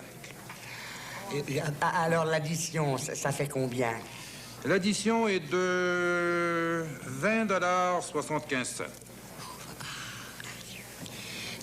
Et le pain, ça coûte combien? Le pain ne coûte rien, monsieur. Vous ne payez pas pour le pain. Le pain ne coûte rien? Non. Je ne paye pas pour le pain? Non. Je peux en manger autant que je veux? Vous pouvez en manger autant que vous voulez. C'est comme de l'eau. Le pain ne coûte rien? Non. Et l'eau ne coûte rien? Non. Oh. Mais qu'est-ce que vous faites? Je vais prendre seulement du pain et de l'eau. Et mon pourboire? Oh, le pourboire. Pauvre, pauvre monsieur.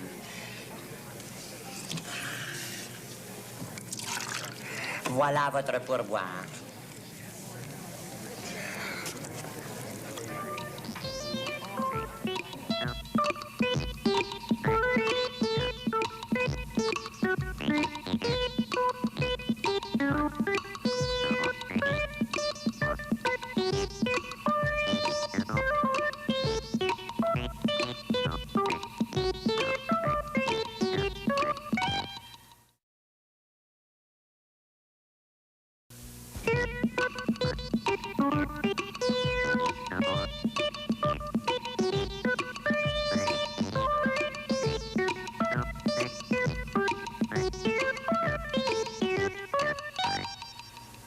If you dial 0 on the telephone, you'll get the operator.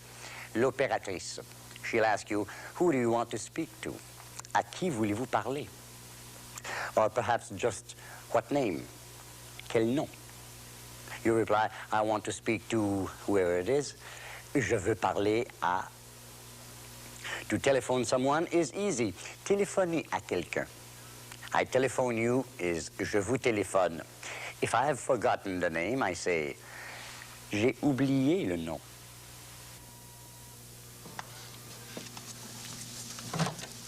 Allô? Allô? Allô, allô, allô? J'ai oublié. Allô? Allô? À qui voulez-vous parler, monsieur? Pardon? À qui voulez-vous parler? Je veux parler à... Oui? Je veux parler à... Quel nom? C'est pour ça que je vous... Donnez-moi un nom. Vous voulez un nom? Oui, donnez-moi un nom. Pauvre mademoiselle, vous n'avez pas de nom? Pas moi, vous. Ah, moi! Alors, quel nom? Sol. Sol qui? Juste Sol. C'est tout? Oui, c'est tout. C'est le seul nom que j'ai, c'est mon nom. Mais non, non, pas votre nom. Le nom de la personne à qui vous voulez parler. C'est pour ça que je vous téléphone. J'ai oublié son nom. Mon Dieu. À qui voulez-vous parler? Who do you want to speak to? Quel nom? What name? Je veux parler à. I want to speak to. J'ai oublié. I've forgotten. If you get excited, l'opératrice may say, calm down. Calmez-vous. She may ask, what number do you want? Quel numéro voulez-vous? If you don't know, look up the number. Cherchez le numéro. Dans le bottin. In the directory. Dans le bottin. Le bottin is usually found beside the telephone.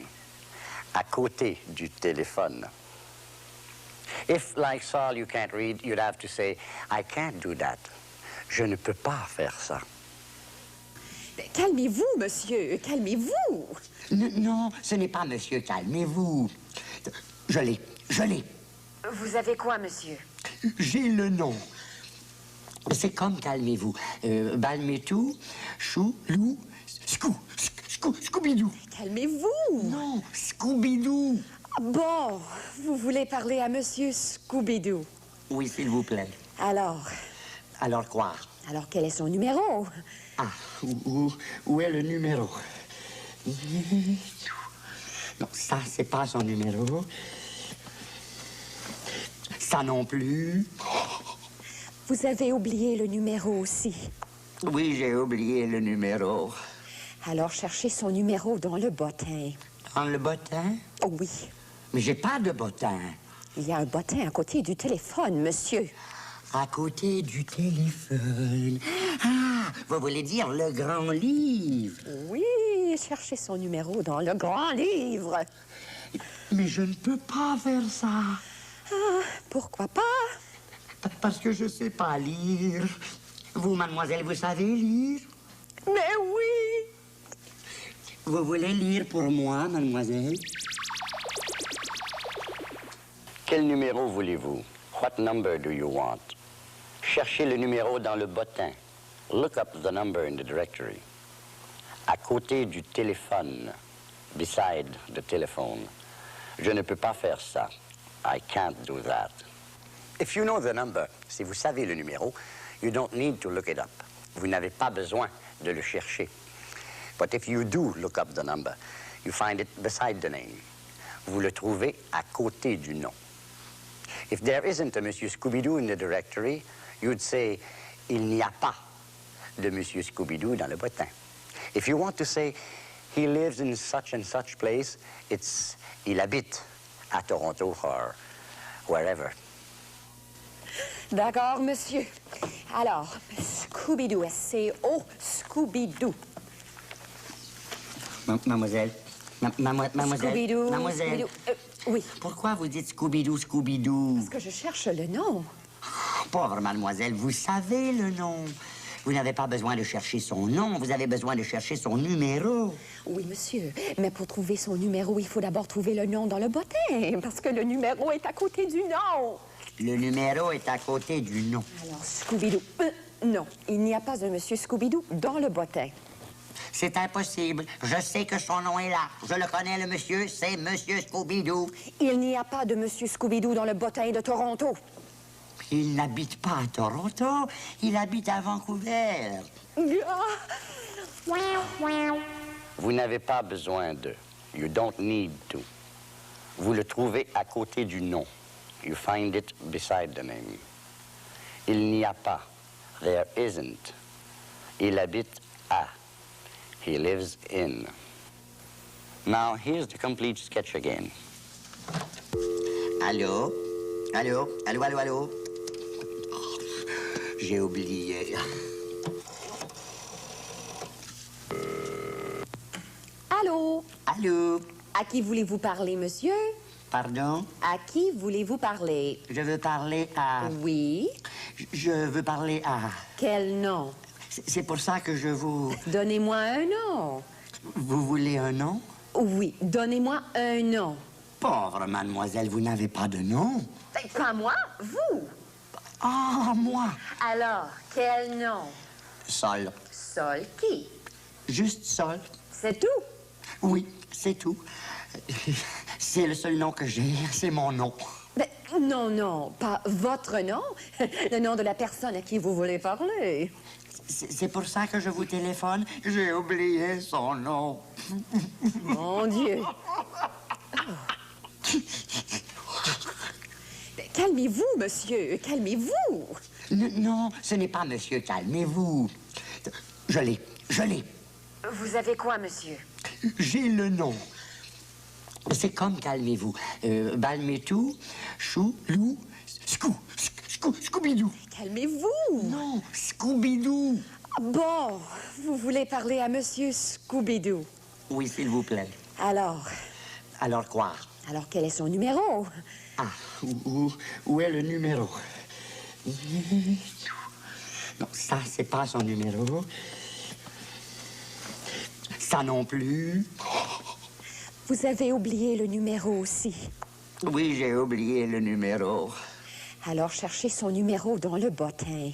Dans le bottin? Oui. Mais j'ai pas de bottin. Il y a un bottin à côté du téléphone, monsieur. À côté du téléphone. Ah, vous voulez dire le grand livre? Oui, cherchez son numéro dans le grand livre. Mais je ne peux pas faire ça. Ah, pourquoi pas? Parce que je sais pas lire. Vous, mademoiselle, vous savez lire? Mais oui! Vous voulez lire pour moi, mademoiselle? D'accord, monsieur. Alors, Scooby-Doo, S-C-O, Scooby-Doo. Mademoiselle, mademoiselle, Scooby-Doo, mademoiselle. Scooby-Doo. Oui. Pourquoi vous dites Scooby-Doo, Scooby-Doo? Parce que je cherche le nom. Pauvre mademoiselle, vous savez le nom. Vous n'avez pas besoin de chercher son nom, vous avez besoin de chercher son numéro. Oui, monsieur. Mais pour trouver son numéro, il faut d'abord trouver le nom dans le bottin, parce que le numéro est à côté du nom. Le numéro est à côté du nom. Alors, Scooby-Doo. Non, il n'y a pas de monsieur Scooby-Doo dans le bottin. C'est impossible. Je sais que son nom est là. Je le connais, le monsieur. C'est Monsieur Scooby-Doo. Il n'y a pas de monsieur Scooby-Doo dans le bottin de Toronto. Il n'habite pas à Toronto. Il habite à Vancouver.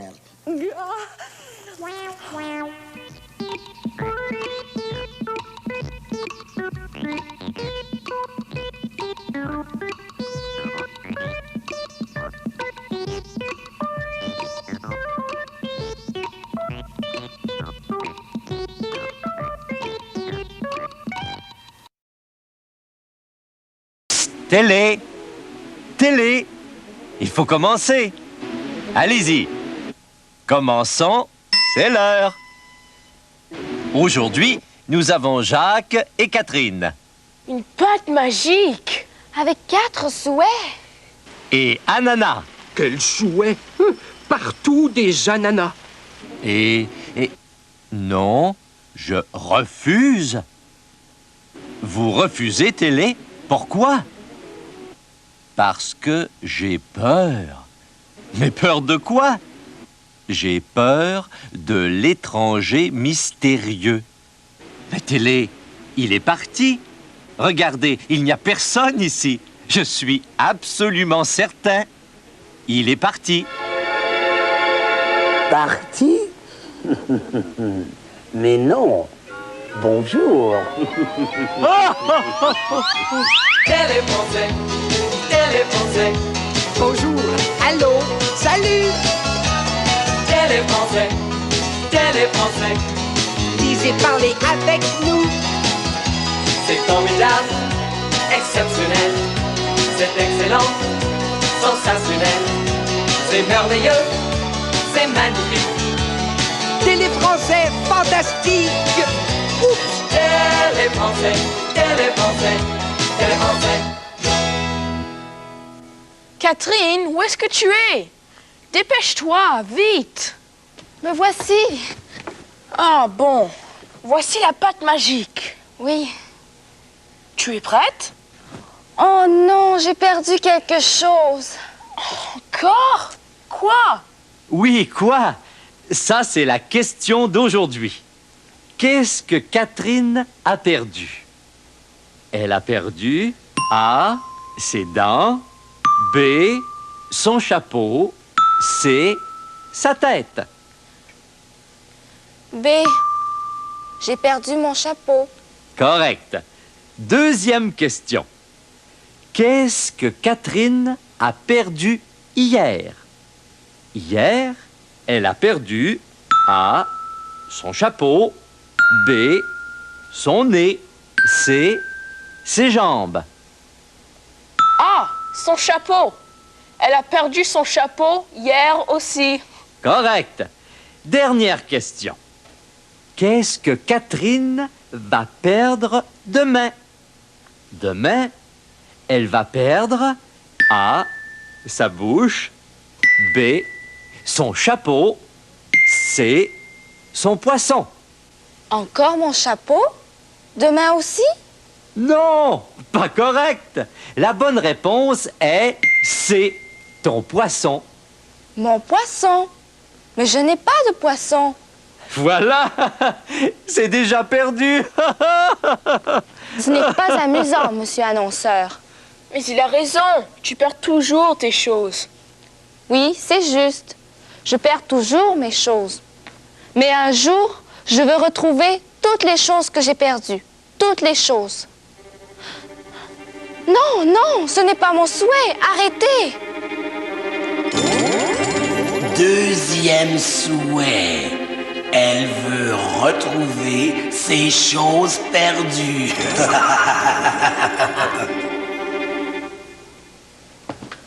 Non, c'est fou. Arrêtez, ce n'est pas juste. Vraiment, tu perds toujours tes choses. Ah, ouf, mais ce n'est pas possible. Aïe. Oh, c'est idiot. Je m'en vais loin d'ici. Je ne veux pas rester ici. Oh non, ce n'est pas mon souhait. Non, non, c'est une erreur. Arrêtez, s'il vous plaît. Troisième souhait. Il veut s'en aller loin d'ici.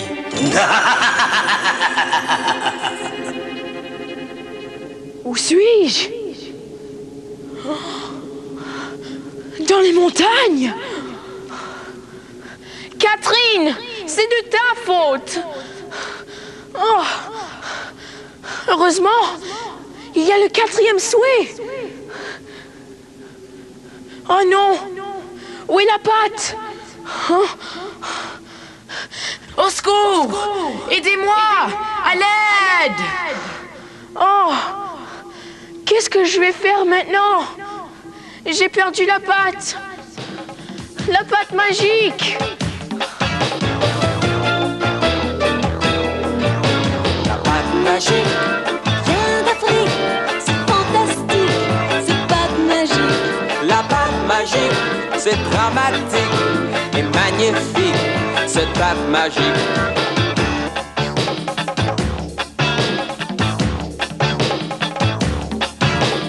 L'étranger mystérieux a donné 4 souhaits. Tout le monde a essayé. Ouh là là, qu'est-ce qu'ils ont fait? La pâte magique, c'est pathétique. Ce n'est pas comique. La pâte magique. La La pâte magique, c'est trop tragique. C'est fantastique, la pâte magique. Un quatrième souhait, qu'est-ce que c'est? Le quatrième souhait, qu'est-ce que c'est? Allô? Allô? Mais qu'est-ce qui est arrivé? Où est-ce qu'ils sont tous? Youhou! Il n'y a personne ici? Jacques? Catherine? Anana? Où êtes-vous? Ohé! Répondez! Oh! Ce n'est pas amusant! J'ai un rendez-vous dans 30 minutes! Il faut partir! Je veux tout le monde ici, immédiatement! Quatrième souhait, dernier souhait. Elle veut tout le monde ici, immédiatement. Oh, je suis chez moi, je suis sauvée. Merci, Ginette, merci. Tu es sauvée. De quoi? Aïe! Oh là là! Ouf!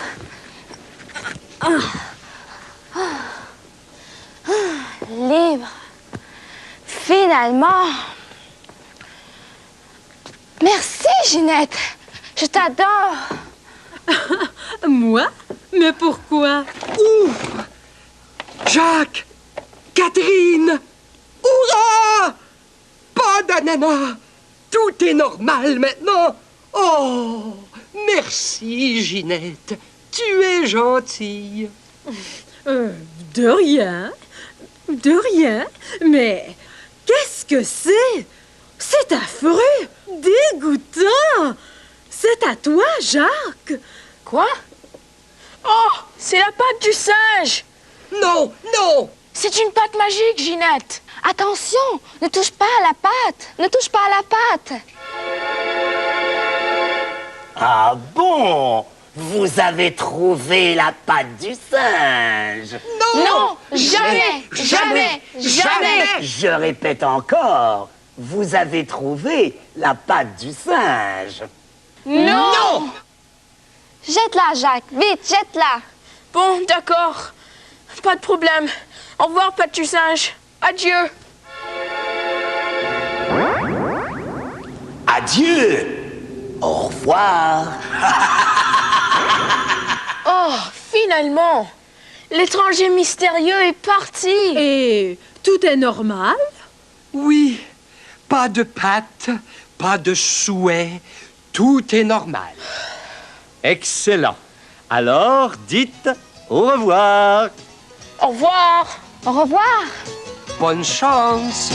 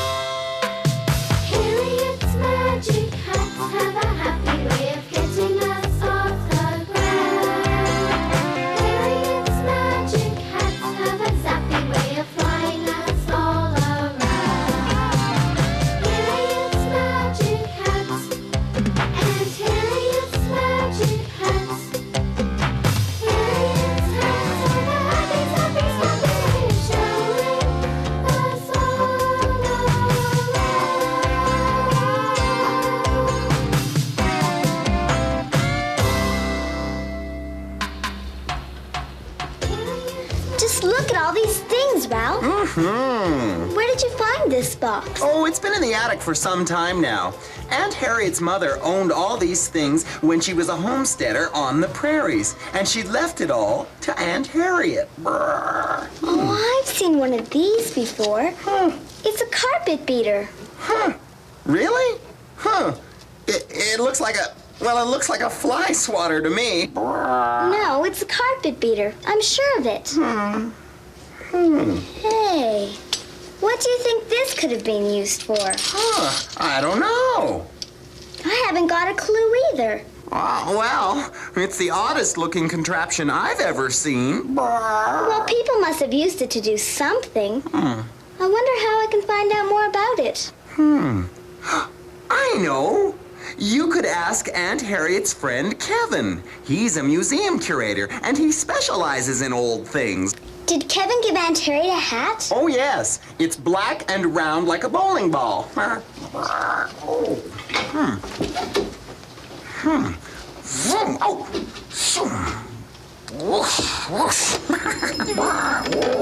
Oh, this must be it. Yes, it's an old-fashioned bowler hat. Oh, of course. Well, here it goes. Goodbye, Carrie, and good luck. Bye, Ralph.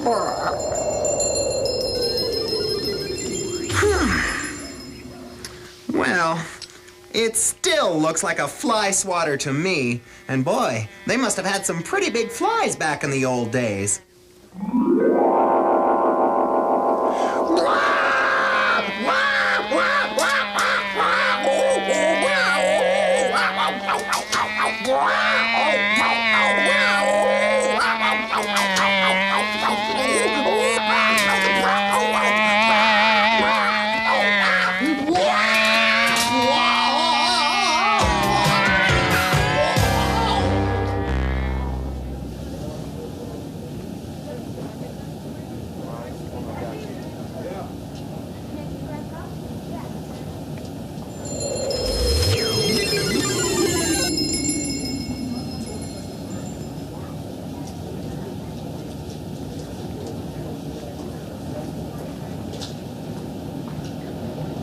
Well, hello there. Oh, hi. Are you Kevin? Yes, I am. Ah, that hat looks a little familiar. It's one of Aunt Harriet's magic hats. I'm Carrie. I used it to come here. Oh, did you come to look around the museum? Actually, I would like to look around, but I came to see you about this contraption. Did you get this from that box in the attic by any chance? Yes, but how did you know that? Well, Aunt Harriet showed me that box of antiques. She was thinking about donating it to the museum. Oh, I see. Well, do you know what this is then? Would you like me to demonstrate how it works? Could you? Sure, but I need something for my lunch first. From your lunch?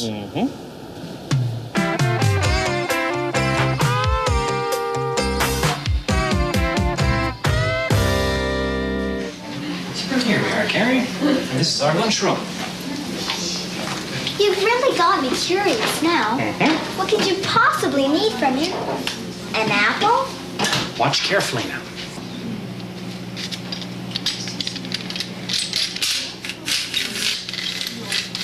So it's an apple peeler. That's right. It's great. I've never seen an apple peeler before. But how did you know what to use it for? Well, the first time I saw one, I didn't know what it was either. But that's what my job involves. I take things like this, find out what they are, who used them, and when they were used. But why do you want to know all of that? Well, that's really quite simple. People are naturally curious about what life was like in the past. And the answers to the questions of what, who, and when, they all tell a story about the people who used it. So how do you find the answers? Well, I can show you if you'd like. Yes, please. Let's pick up our peel. And let's go have a look. Okay.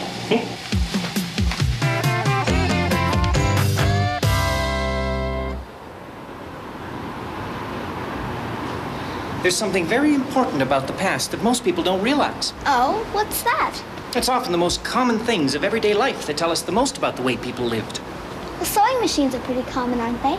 My friend even has one at home. Right. But can you see an electrical plug-in? Well, I'll have a look. Nothing under here. Nothing under here either. Okay. Where is it? There isn't one. No electricity? But how did it work? It required muscle power. Because they just didn't have electricity on the farms and homesteads back then. Come on, and I'll show you some more household gadgets that all needed muscle power.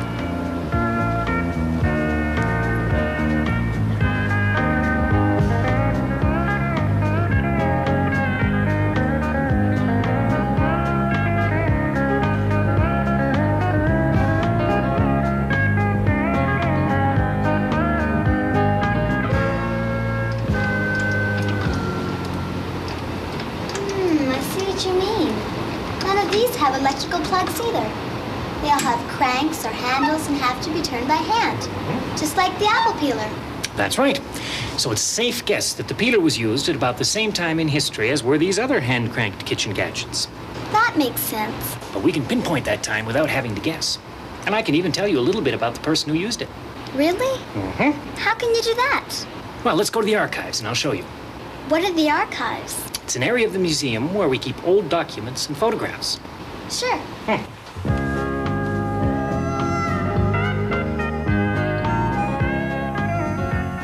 When this part of the country was first settled by people like Aunt Harriet's mother, there weren't any malls or stores for them to shop in. No malls?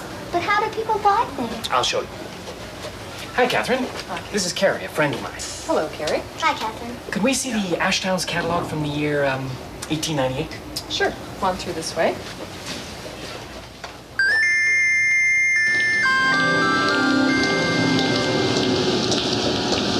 Have a seat and then I'll get the catalog for you. Thank you.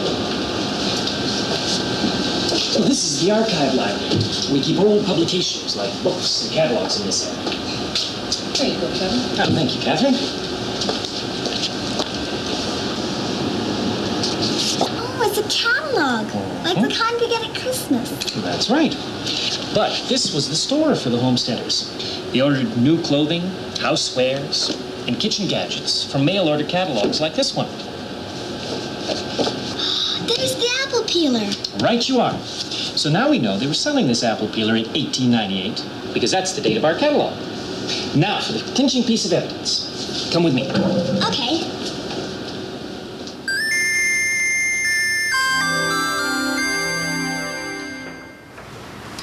This section of the library contains letters and other documents. Everything here has been donated to the museum, including this diary.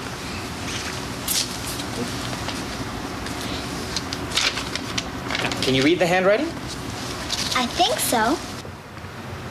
Today we received our purchases from the mail order catalog, and it included a new invention that peels apples. It's a mechanical marvel. Well, how about that? So now we know when the peeler was received on the farm. September 22nd, 1898. But who wrote the diary? I've saved that for last. Let's go to the photo archives, and I'll show you a picture of her. Okay, let's go. This is where we keep the photographs that people have given to the museum. Aha. Here we are. Now there's the lady who wrote the diary.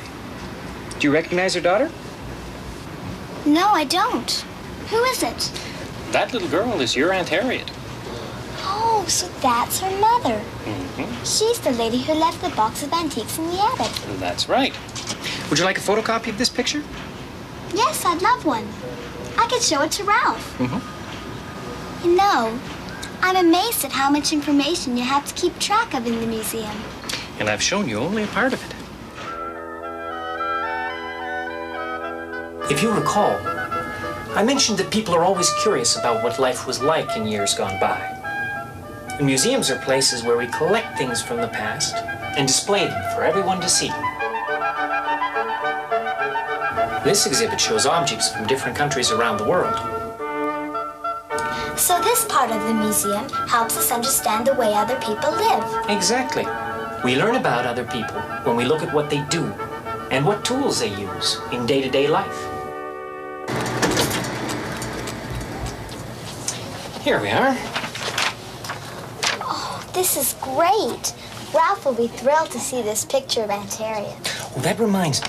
Would you mention something to Aunt Harriet for me? Sure. What would you like me to say? Well, like I was saying before, Aunt Harriet was thinking of donating that box of antiques to the museum. Now, I don't have an apple peeler like this in my collection at the moment, and I'd greatly appreciate it if she'd donate hers. Oh, I'd be happy to remind her for you. As a matter of fact, I'll do it right now. Well, that's great. Bye, and thanks for everything. Bye, Carrie. And thank you, too. Oh, and don't forget the apple peeler. Thank you.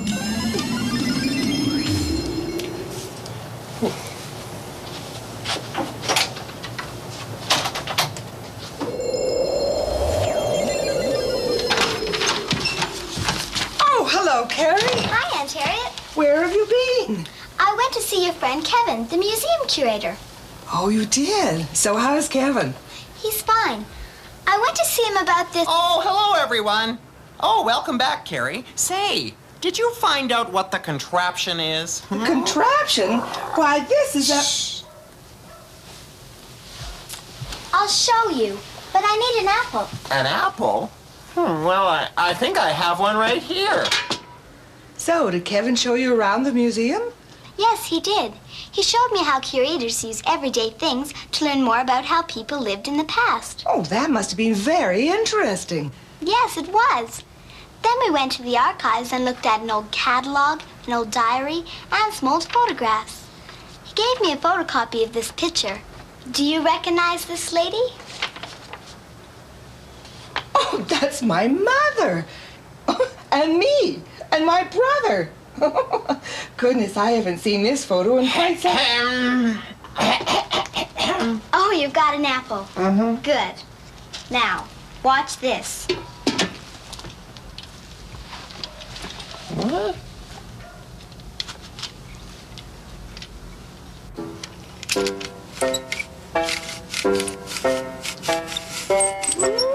Wow! An apple peeler! What a useful little device! Kevin asked me if you would donate this peeler to the museum. He doesn't have one. I'd be happy to donate it. Ralph, what do you have underneath that cover? Oh, my lunch. Oh, I thought so. But why are you keeping it covered? I don't want the giant flies eating it. Giant flies? What are you talking about? There are no giant...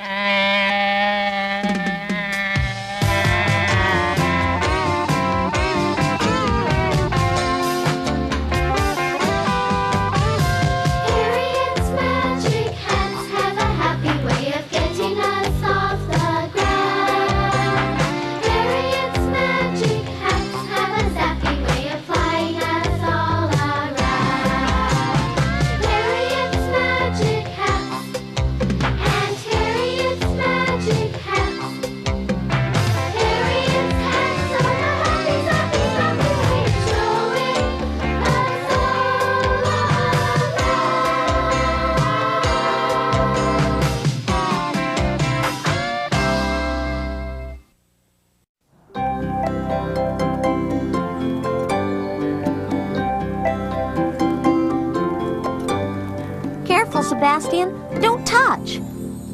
Oh, hi, Safety Scouts. People are playing all over Nutdale today, but some are forgetting their safety rules. Take a look. Why is Sebastian playing near those electric wires?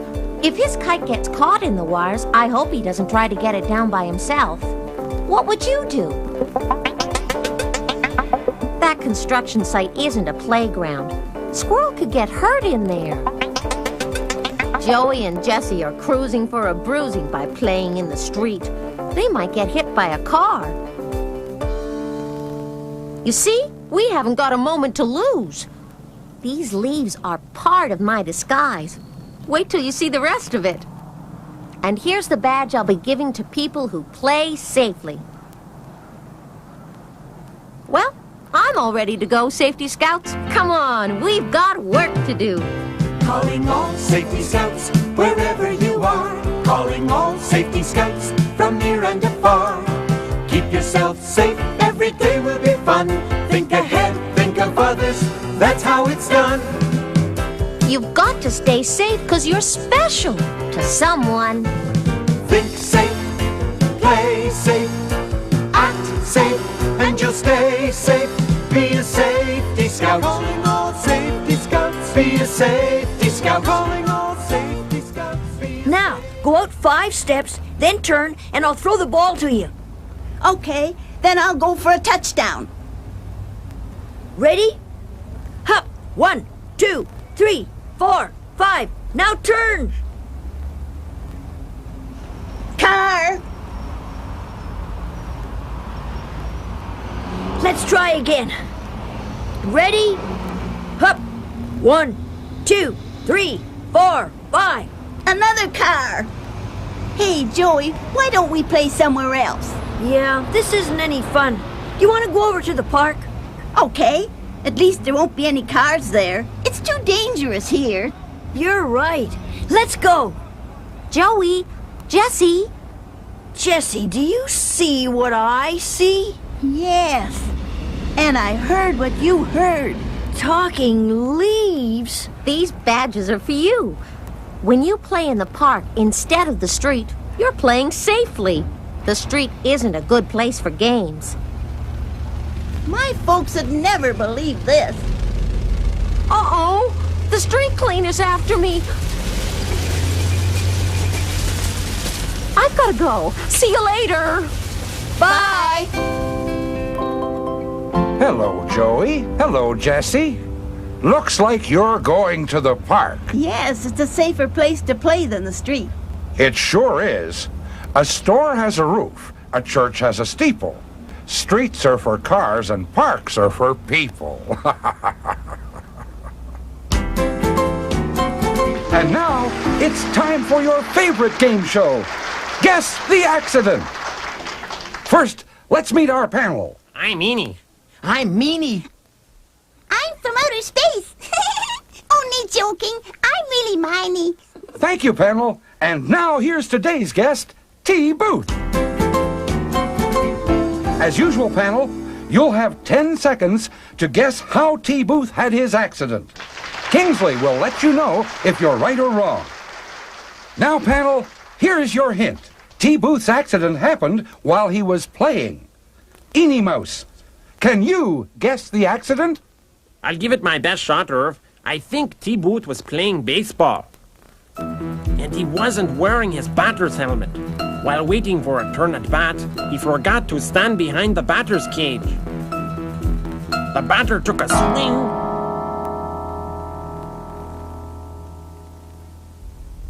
Kingsley? I always stand behind the batter's cage. And I don't put my fingers through the screen either. Meanie, it's your turn now. Can you guess the accident? Irv, I think T. Booth had his accident at a playground. He thought he'd be different and hang by his knees from a big oak tree, but then he lost his balance and fell off. What do you say, Kingsley? Only monkeys hang by their knees. Whenever I climb a tree, I always look for a safe foothold. Miney, can you guess the accident? I've got it. T. Booth was skateboarding, but he wasn't wearing his helmet or knee pads. As he went down the hill, he kept going faster and faster. Suddenly, he hit a bump in the road, lost his balance, and wiped out. Kingsley?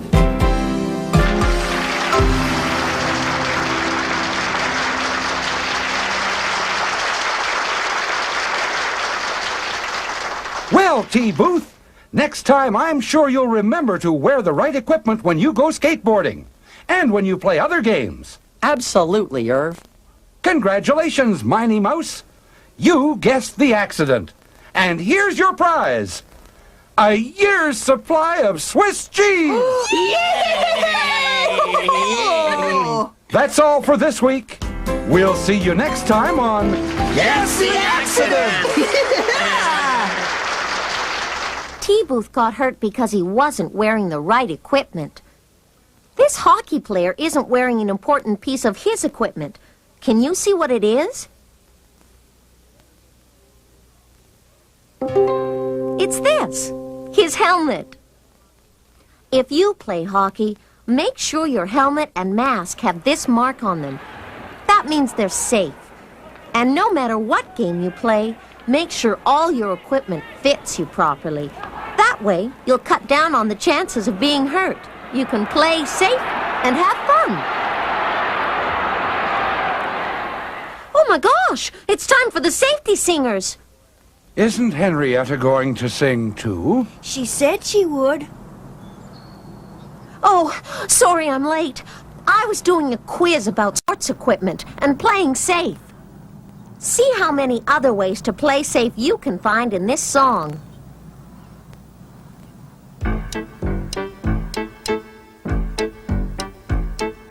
Listen to these rules we sing. Learn them one by one. Because if you obey them, you'll play safe and have fun.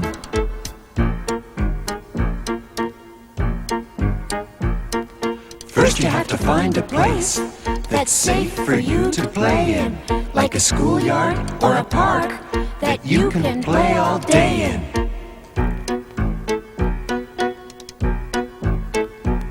Make sure your equipment fits and that it's safely made. Then go out and play your game, and you won't be afraid.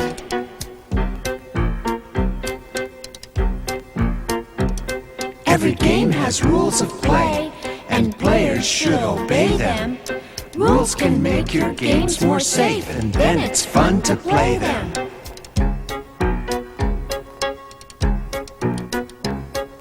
Don't be dirty, don't be mean, be fair with everyone. Follow all these rules and you'll play safe and you'll have fun. Follow all these rules and you'll play safe and you'll have fun. And now, Better Safe Than Sorry, the continuing tale of Squirrel's adventures in Nutdale. On today's episode, a winter blunderland. It's been snowing in the neighborhood, and Squirrel will need to remember her winter safety rules. I'm going tobogganing, tobogganing. I love snow, but I'm glad I dressed warmly. Under my snowsuit, I'm wearing a shirt and a sweater. 2 layers are warmer than one thick one, you know. Now, all I've got to do is find a toboggan hill. I'm going tobogganing, tobogganing. Oh, goody. Perfect for tobogganing. No trees, no bumps.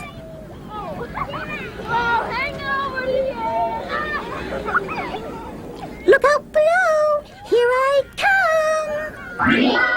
Is this hill perfect for tobogganing? What has Squirrel forgotten? Gee, what if I slide right into that traffic?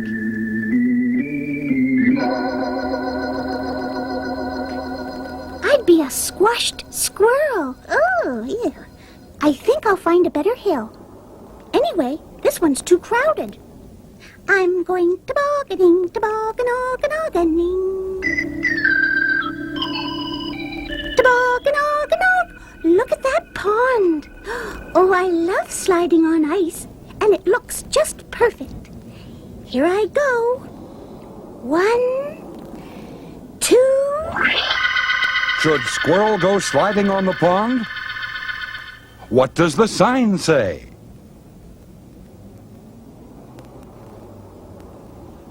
Uh-oh. Wait a minute.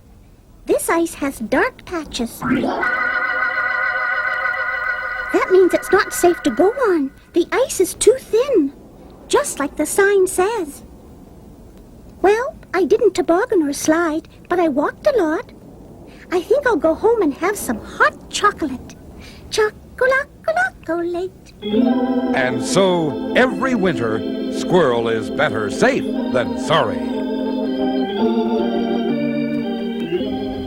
That Squirrel. I hear she's been nominated for this week's Safety Award, too. I wonder if she'll win. And now, live from the Rubyville Hotel, it's time for Mayor Morris with this week's Safety Award. Thank you. This week the award is for playing safely. Our first nominee is Sebastian. When his kite landed in some electric wires, he knew he shouldn't try to get it down. Those wires could give him a very bad shock. Sebastian called the electricity company instead, and they got it down for him. Our second nominee is Tangles. When a ball accidentally rolled into the street, she remembered to stop and look both ways before fetching it.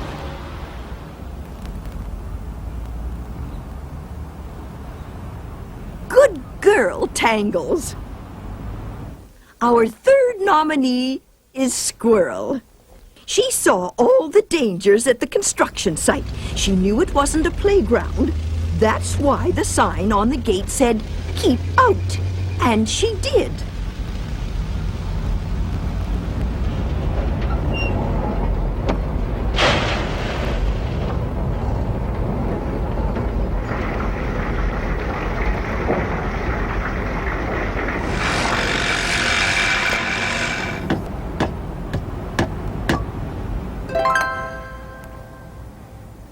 And the winner is Squirrel. Good for Squirrel. No wonder she's always better safe than sorry. Where are the safest places to play in your neighborhood? And how can you make your games safer? Remember, just think ahead, think of others, and you can stop accidents before they happen. Accidents can happen anywhere. In the water, in the country,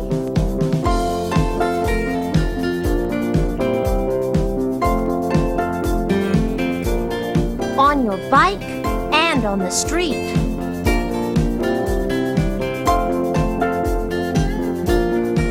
And even at home.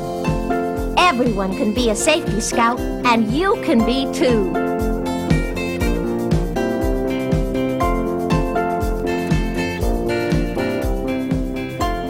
See you next time, Safety Scouts. Calling all Safety Scouts, wherever you are. Calling all Safety Scouts, from near and afar. Keep yourself safe, every day will be fun. Think ahead, think of others, that's how it's done.